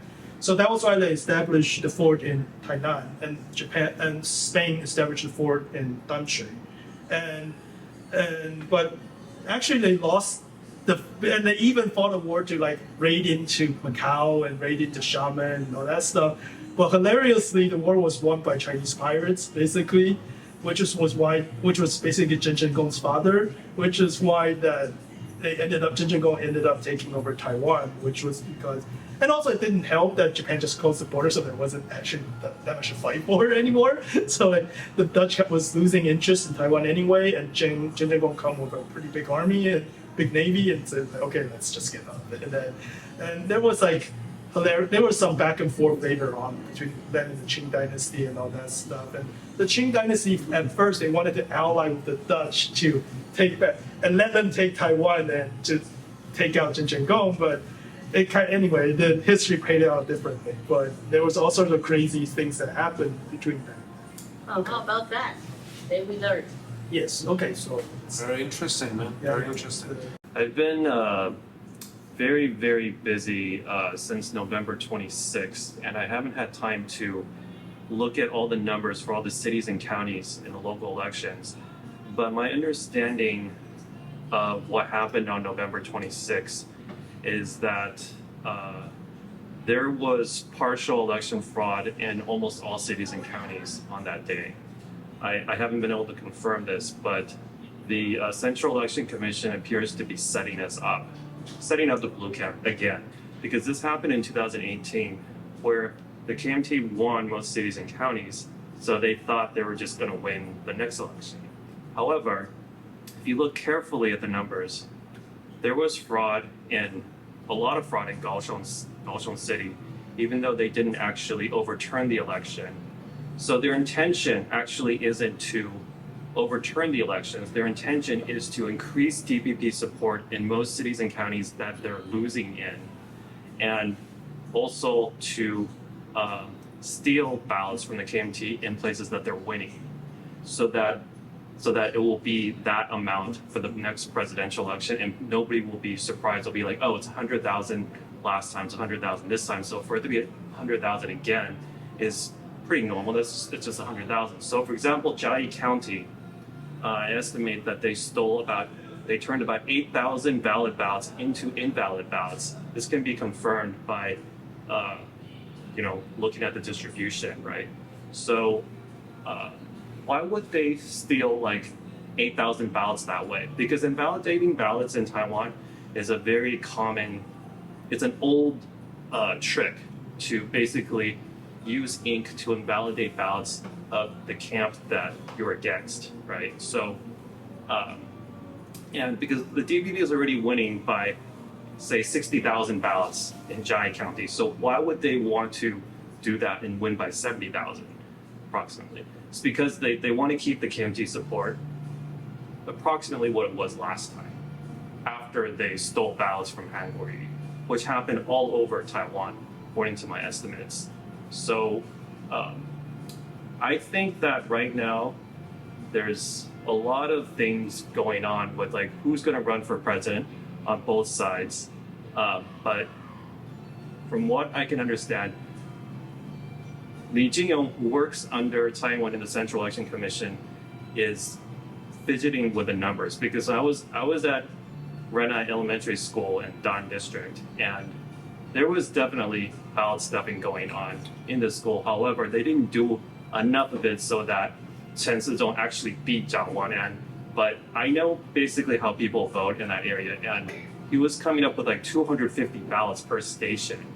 And I just I saw people going in there with huge backpacks, and like when you see like young men with huge backpacks, those usually have ballots inside, because this has been going on since the June 6th Hangzhou recall, where basically there weren't that many people voting, and then they just had people with backpacks going into all these places, going onto the voting stations. Right now, what you see is that there's two things going on. The blue camp supporters think they're going to win, which is what the green camp wants them to think, because they don't want the blue camp people to be like up in arms, like we got cheated again. They did it to Hangzhou, they did it to, and the subsequent all these other elections. They want the blue camp supporters to be at ease and to think that they're going to win. But they're putting out a lot of propaganda, especially in English, okay, that like people vote differently in local elections than presidential elections. You can't say DPP is not going to win presidential elections because they lost local elections. So that's the new narrative, and that's the reason why I met you guys, is because I wanted to see what Courtney Donovan Smith, a very, very important foreign correspondent for them, the DPP, was going to say in person. I wanted to see what information are they giving him, because I know that he has pretty good sources from the DPP. They tell him what he needs to print, but I don't think that they're giving him the actual reasons for why these things are going to happen, right? So he has his own reasons. He's a very knowledgeable guy, okay? But of course they're not going to tell him, oh yeah, we got it in the bag, we're gonna, stuff this many million ballots or whatever, So like he was basically saying that, like going like, oh, I figured it out, It's like basically, the trend is KMT wins local elections and DPP wins presidential elections, because presidential elections are about cross-strait relations, and it's about all those things that favor the DPP, so that the public doesn't trust the KMT anymore to be in the presidential office. And I was like, well, then how come, when the KMT won in 2005 and 2006, they also won presidential election, and DPP won local election in 2014 and then won presidential. So why is it like all different now? I have to push back against that a little bit, Jason, because I think there's plenty of local narratives from people who are saying the DPP lost very badly in the recent local elections because Taiwan made a huge blunder trying to make it about cross-strait relations rather than the bread and butter issues that everybody. Well, I mean, my understanding of how people vote is much more simpler than that. That regardless if it's local or if it's presidential elections, it's always about the economy. It's always about bread and butter, right? It's just that the topics being discussed are slightly different, but in general, people vote the same way in local and presidential elections. And then now they're trying to make it sound like the people are voting opposite. So in other words, if the DPP wins local elections in a place like, say, Tainan, then they're going to win presidential. But if, like, say, like New Taipei City, if the Polio wins big, then, you know, another KMT candidate comes from runs for president, then it's like, it's going to I will say flip. this. They're trying to make it sound like, okay, it's going to Okay, let me do one thing because especially local election, one of those other did you know is that local election in Taiwan has happened even starting from like the very late Japanese period, and the KMT never stopped it. So this version of election has gone on basically since 1945 to now. So there was always varying degree of accusation of like fraud and whatever. And in fact, my father was involved in one of those where he was driving a tank to a police station because there was a riot there. And that was the topic that Linda was talking about, like at that time. It's only incidents? Yes. Okay. So those have always existed, but my personal view is that the conspiracy that needs a lot of people to work together to make it reality tend to be very unrealistic without the cover being blown. I understand that, Yeah. and you know what? They have they've admitted to it constantly, but then it's gotten out. Okay. And then the Central Election Commission just says, Because- "Oh, he was just kidding." Like, okay, like I the mean, June like- 6th right? Yeah. The guy's Okay, like, "Oh, I'm just saying. Okay. The guy's like, "I stuffed 300 ballots in, ha ha ha." And then like that was just one story that got out. But I was there, and I know that there weren't many people going in there, and you could choose any voting station there, 35 out of 38 districts in Kaohsiung, and if you were filming all day, then you would not film 500 people there. Okay, I know that just from being there, from being there. And then that's why they had huge police force out there to push us away and not let us film. Now, if they weren't stuffing like 300 ballots per station, then they would not be so nervous. So one way you can easily tell if they're cheating or not is by the attitude of the police. If they're dead set on cheating, the police are extremely strict in Taiwan. And then when they're partially cheating, they're kind of strict, and then when they're not cheating at all, for example, in Jai City, which is like December 18th, they were just like, they weren't strict at all, and they followed all the rules. I was very, very surprised on December 18th. I was like, this is like the easiest monitoring I've done in like, since Taiwan came to power, where they're just not doing anything in this election. It's like, this is how it's supposed to be. And then I was able to compare the entire experience, and then I was just like, okay. So anyway, I understand that you guys or a lot of people don't believe in conspiracies, but like, I'm not trying to convince you guys that this is all real. I'm just giving you guys the conclusion of my research without getting into too many details. I'm just saying that, like I was saying that there has never been anything remotely close to a coup, or there was some small incident since the KMT got here. If what you are saying is true and there's like pretty credible, reasonable, provable evidence that there is, then there will be a coup. Like that.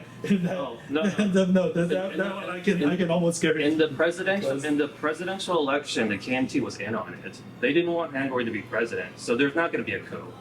Right? Okay. In the 2004 election, they were I think it was like PFP people were talking to military people saying, can you do this or do that? Or like there were coup accusations in 2004 because Yes. the KMT and PFP actually wanted to win that election, but in 2020 the KMT party deliberately didn't send monitors to the voting stations. That was all done on purpose because they don't like Hangul at all. Neither does the United States. It's only Yes. the voters that like Hangul. Okay. Anyway, you don't have to believe anything I'm saying. I'm just here to tell people what my conclusion about the local elections are. Is that Li Jingyo and the Central Election Commission are setting us up for a huge. Let me agree with you on one thing, which is that Lee Jing-yong is full of shit, and how he handled and how the DPP handled the referendum stuff. Like they keep changing the rules around. I agree with you. That's full of shit. And Oh, that's like a very minor thing compared to the stuff that guy does. I mean, I was hauled into the Criminal Investigation Bureau twice on his orders, basically. Okay, the first time I wasn't sure. The second time they read a statement that was practically directly from him. oh, Okay, like chastising me, like how could you say all these things about the Central Election Commission in your video, and when we have people watching from both sides and all the polls say we're gonna win, like blah blah blah blah, and I was in TBS for like 2.5 years, so I know all about faking opinion polls in Taiwan. It's very easy, okay, for the ruling party to get the poll centers to fake the opinion polls in unison in Taiwan. It's not as difficult as people think it is. You can't really do that in the United States because the US is way bigger. But in Taiwan, with the power of the NCC, they can do something like that because there weren't any other indicators that showed that Taiwan was actually winning that campaign. The rallies, the TV station, like the ratings, okay? Zhongtian was way ahead of Sanli at that time, which means that people are watching Hangul more than Taiwan. Okay, the YouTube views. Okay, so if Taiwan was really winning for whatever reason because of the Hong Kong protests or any other reason, like Hangul ran for office too quickly, okay, those other indicators would also be pointing at Taiwan winning. Instead, Taiwan had to bus supporters into her rallies while Hangul supporters were taking public transportation, which means they're going there on their own. yes, that's Okay, on January 10th, excuse me, Taiwan bus supporters in from Kaohsiung and New Taipei City. It's on video. Like a YouTuber caught it. They park around the block so that it's not so obvious. Oh, you mean rallies? Yeah, of course. She has to bus her supporters in while She's a boring person to listen She to is. rally too. Hungary is much more entertaining. while Hangul has to just fight people off. And also they came to Hangul's rally in the early afternoon. That's how early people started getting there. While Taiwan's rally It's was possible I went there with my dad, I so think it's possible for people to be more passionate about a candidate, but for more people to vote for another. okay, that's possible maybe in the United States, but in Taiwan where the population density is very high, and what I'm saying is that you can always tell who's going to win the election from the presidential office rally. Since 2004, you just judge how many people are here. If it's about the same, you can't tell. If it's one side's a little bit more, maybe you still can't tell. But Hungary had 2 to probably 3 times more people at the rally, and Taiwan was still able to get 53% of the vote in Taipei City. So I asked the people around my local area in service industry, like hair salon, foot massage, I said, the people coming in here for the past 6 months, who are they voting for? They said overwhelmingly Hangul. Yet in my local elementary school, Taiwan won 7 out of 8 voting stations. Okay, and I have them cheating on camera, stealing and stuffing. I have them doing that. I didn't know they were stealing and stuffing when I was there. I wasn't able to figure it out until later because they were using a special cardboard box to do it. But so I asked, and they were like, yeah. So I asked maybe 8 people, 7 out of 8 all said, overwhelmingly, the people coming in here were all going to vote for Hangul. Okay, except for a girl who I think was kind of like a lesbian, but she said everyone was voting for Taiwan. Okay, so one person said Taiwan. So how do you tell the difference between who's telling the truth and who's not? You just have to ask more people. You know, Jason, if the DPP is as good at doing anything Then why can't as they they handle are, the nuclear? you know, nuclear it issue? seems like they're absolute operators, and and able to swear people to absolute secrecy and not mess up. They're not. That's the thing. Hold on. That's what people who don't believe in conspiracies. That's what they don't get is that they're not. Okay, they're not gonna write on Facebook. Yeah, I cheated on behalf of Taiwan. They talk in code. With enough people, it's possible. Yeah. They won't be So what I'm done. saying is that 鹰眼部队 they do talk about it. They all talk about it. 我在嘉义县哪里哪里任务做好了. That means that they've stuffed the cardboard boxes the night before the election. Okay?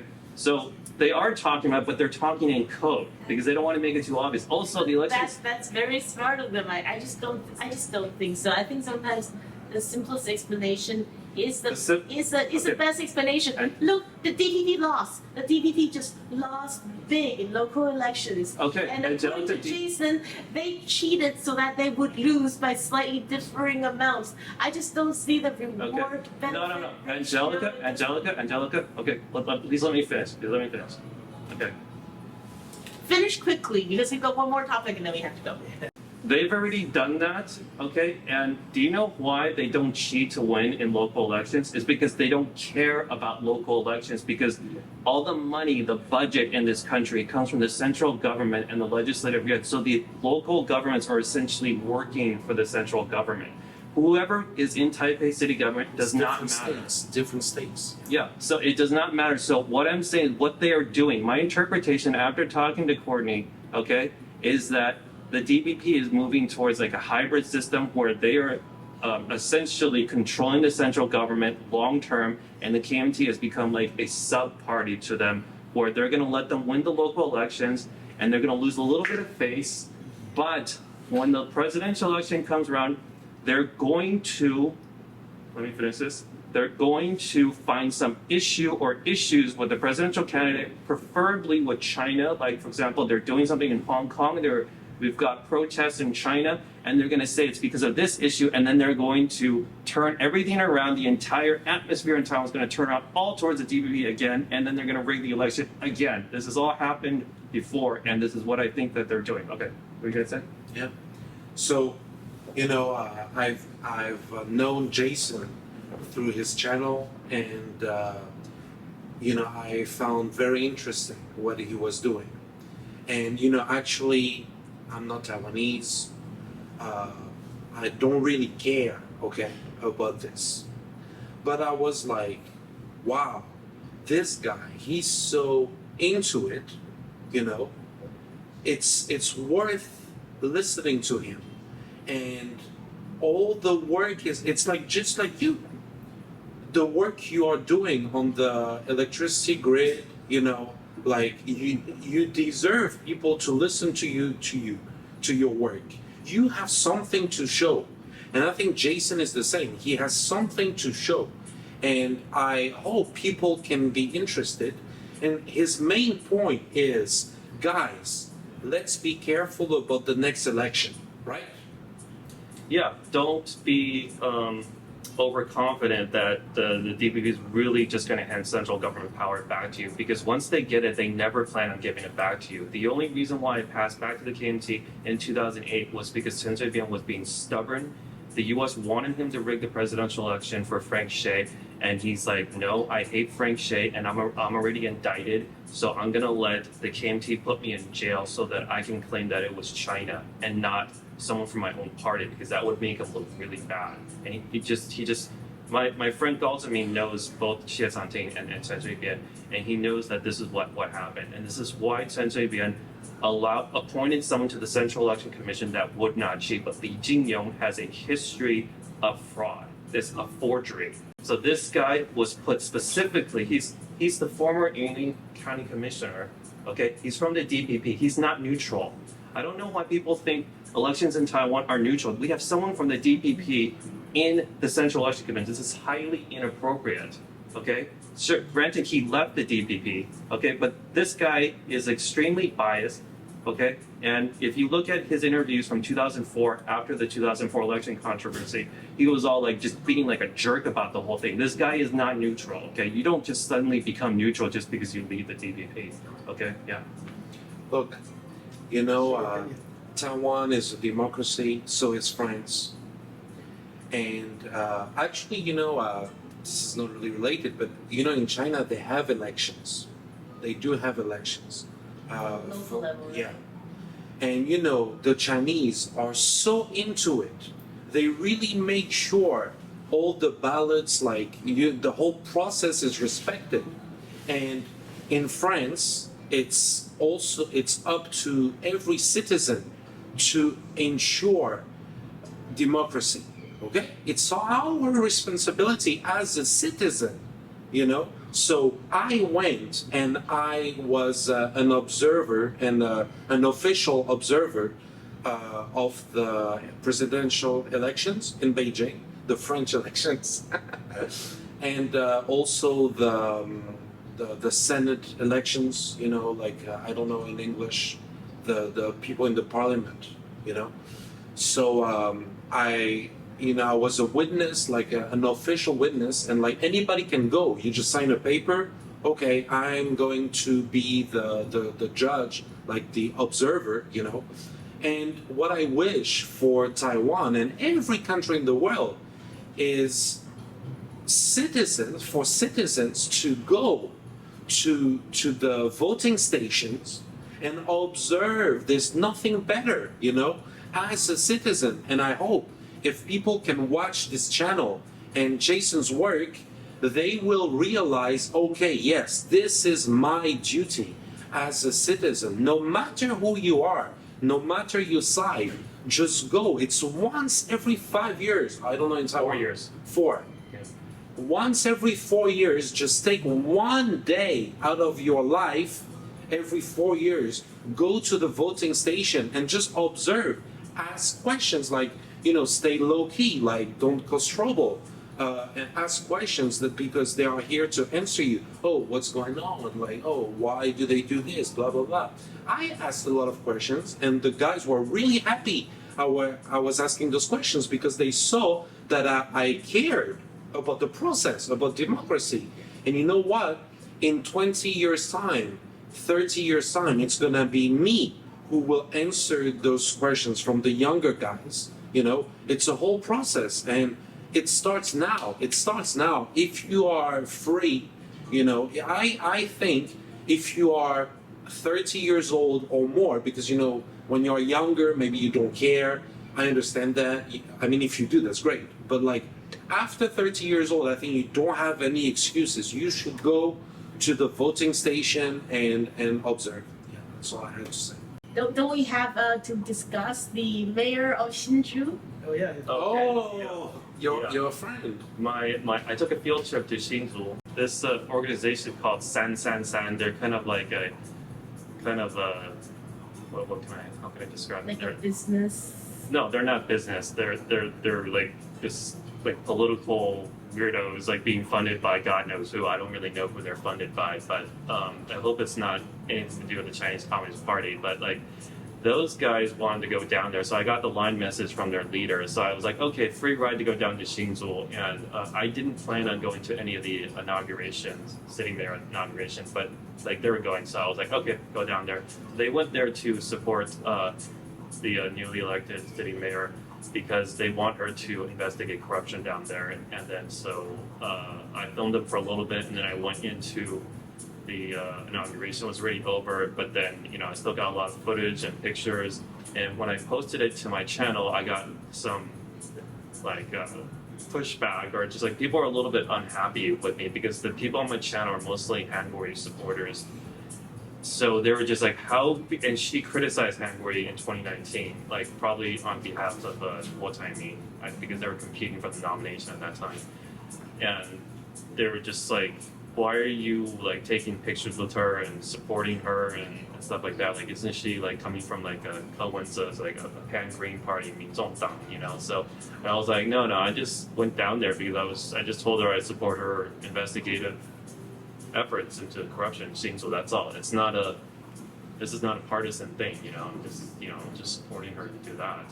But I think like visually, people were just really upset by that because I think like not everyone likes her. I mean, pan-green people don't like her because she's fighting with the DPP, and some pan-blue people don't like her because of her hostility towards Hungary in the past. So But it certainly seems like she got voted in a landslide. So. Yeah, I mean the KMT voters voted for her because she was leading the race, and so she said she would do it. So we'll see if she actually Yeah, does it. I think it'll be interesting to see what happens there. But yes, I don't know what to think because there's also the matter of the charges against her, right? And basically, it seems like she misused the funds for her legislative aid, and she had a legislative aid that wasn't really doing much. So. Why don't you tell us if this is really corruption or not? That's a very deep rabbit hole. Well, no, you can. Okay, let me. Maybe My short Keep it version down below from 3 what minutes. I Yeah. understand is that most elected level official, they have a fund that they can divide into how they're going to hire their staff. Like Yeah. there's a group of there's a group of staff that you don't need to have fixed amount, or it doesn't need to be this many people. They can decide how many people, how much they pay them within. But then they have to report back to the government to say, okay, I used this fund to hire 5 people, and each of them, this person used this person paid this, and that's what happened. But there's it seemed to be an argument over like some of them. She said she was going to pay them this, but then she deducted some of them, dinged some of them for the money for things that sounds very petty, but whatever. Like it didn't pay the full amount to them.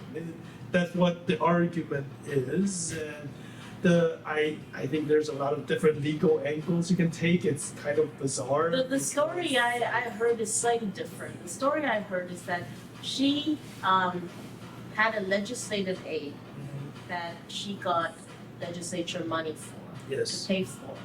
But if you try to get in touch with the legislative aid, his number is actually her cell phone number. So how can you have a legislative aid that you can't get in touch unless you get in touch with his boss? It doesn't make any sense at all. So the implication is that this guy wasn't really doing anything, and she's just pocketing the money. And that to me is the most damaging charge. That would be a against damaging her. charge if that So- person either don't exist or they So actually get I paid. think if it gets substantiated, it's very damaging, which is too bad because I feel like, obviously, I like to see a good anti-corruption mayor, but not if she had been, aiding the legislative fund herself. So, What charge is that if you do that? sort of embezzlement, basically. yeah, it's basically embezzlement. some flavor of embezzlement. Yeah. So my common sense deduction is that she has made a lot of money in her life. That seems like a pretty small amount to risk for over. It seemed to be doesn't make a lot of common sense. I don't know. I guess it could happen, but it's like we would have to. But she was like the CIO or something of like Foxconn or something for like at least a little bit of the time. She probably got paid a decent amount. I'm sure she So, did. Yeah. Well, That seems I like a don't know. very small amount of money to. But then again, Chen Shui-bian, his wife was like pocketing like 发票, so that didn't happen. It's totally true that you just can't tell with those things. Well, I guess we'll see what happens. But When I saw her and I talked to her for like maybe 5 to 7 minutes, I didn't feel that she was under a lot of pressure. That was just like I mean, I could be wrong. Maybe she's just good at hiding it, but I've experienced reading people at the poker table, and everything I observed about her was that she seemed very busy. She was giving a lot of orders, but she just potentially going to jail didn't seem like it was something she was that worried about. But granted, what I'm seeing on the news, it looks like she could be in a lot of trouble. But I didn't feel that she was like about to like break down or anything like that. Like it was just like everything's fine, and she's just like looking forward to her term in Qingzhou. So, but I mean, I could be wrong. I mean, I don't know her very well, obviously. So, yeah. I guess we'll find out. Well, thank you very much for having us. We were really Yeah, Jason, Yeah. thank you so much. fantastic conversation. Thank you so much. I'm really honored to be here with such knowledgeable people. Yeah. I'm sorry, my research is not like in the public domain so much, so it's not easy for people. It's ongoing as well. Yeah, but it's not easy for people unless you spend a lot of time on the subjects. It's just not something tangible that the general public can understand easily. But so it's basically there's like a subculture of people who are investigating and trying to stop election fraud in Taiwan. I can tell you guys that. So you guys may not believe it, but a lot of people, I'd say about like among the Pan Blue supporters, like maybe like 20%, 20 to 25% of them like totally believe what I'm telling them on my channel, right? And then out of the Pan Green supporters, I would say that like a good number of them know that from the Chen days, they know the election fraud is real, but they don't care because it's helping But them. look, it's your job to make it mainstream, right? I To, don't. to make it available to the general public so they can understand it. Yeah. more. think it's your job. I can do what I can, but like generally, when you call mainstream media and you say I have claims of election fraud, it's more like you're just like thrown in the looting bin. So like, No, that's not what I'm saying. Forget about mainstream media. You have to make that vague, difficult thing more mainstream. You know, like a teacher, right? As a teacher, your job is to make your students understand a difficult concept, right? And to make it more simple so they can understand. you know, actually, like So election, this is what you have to do. election fraud actually really isn't that complicated in most countries. For example, my friend went to Luzhou and she saw the election staff stuff the box before 4 p.m. Okay, just took a stack of ballots and just put it in there. That ballot box, there was nobody voting, was almost overflowing.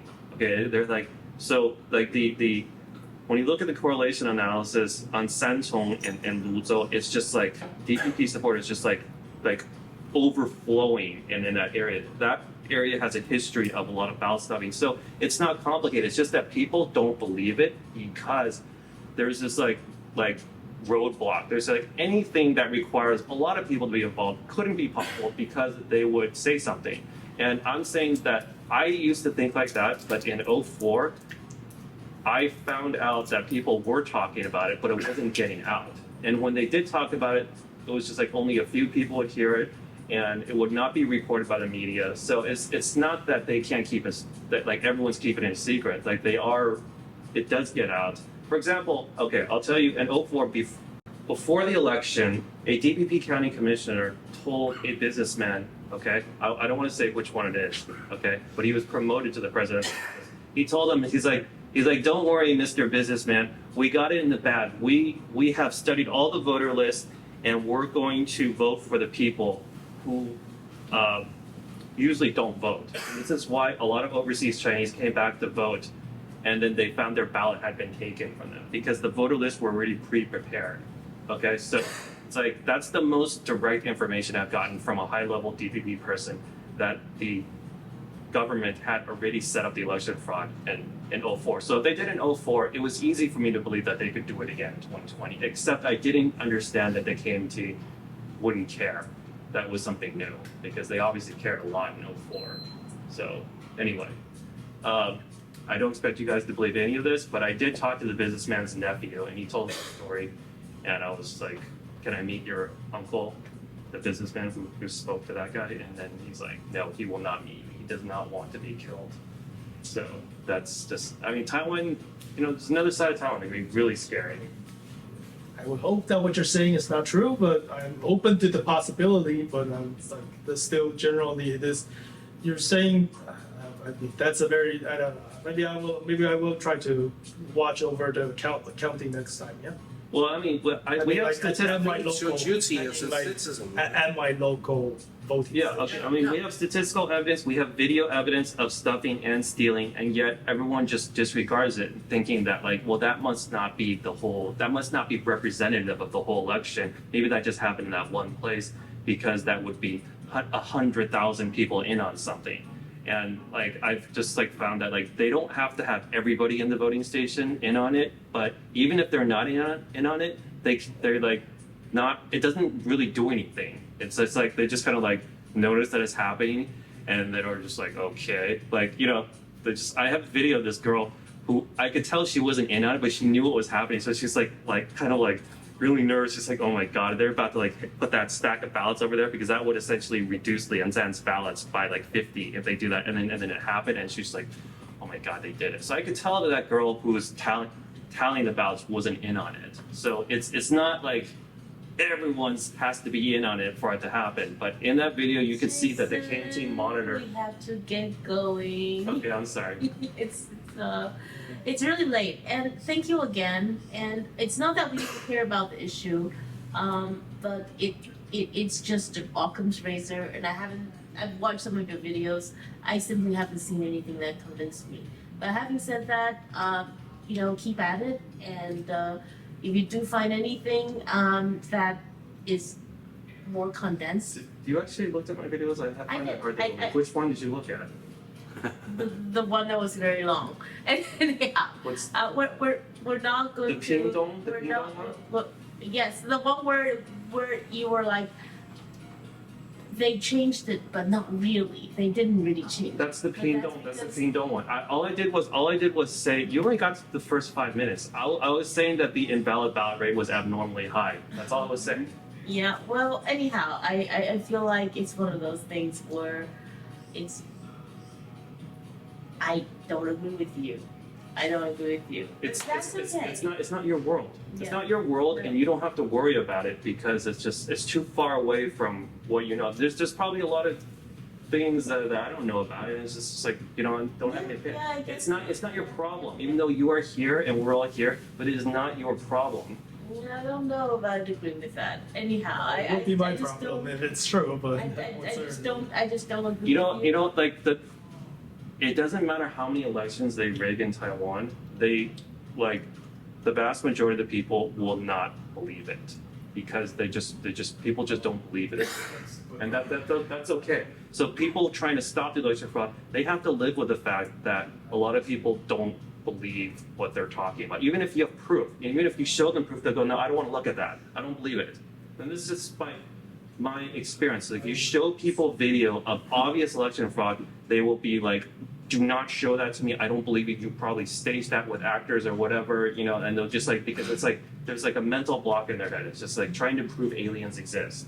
That's just, so it's just like, what you guys are saying here doesn't discourage me because I've experienced this many, many times. I'm well aware of the fact that people who believe that Taiwan rigged that election are probably below 20% in Taiwan. And, I can believe that she had a hand in Hong Kong, but I don't believe that's the whole story, right? I mean, they were acting dubiously, but that's not the whole story. Right? It's like People like to downplay conspiracies because they don't want to go too far down that rabbit hole. You see this in like I don't think that's true. I think people go down conspiracy theories because they want to see something and then they end up seeing it everywhere.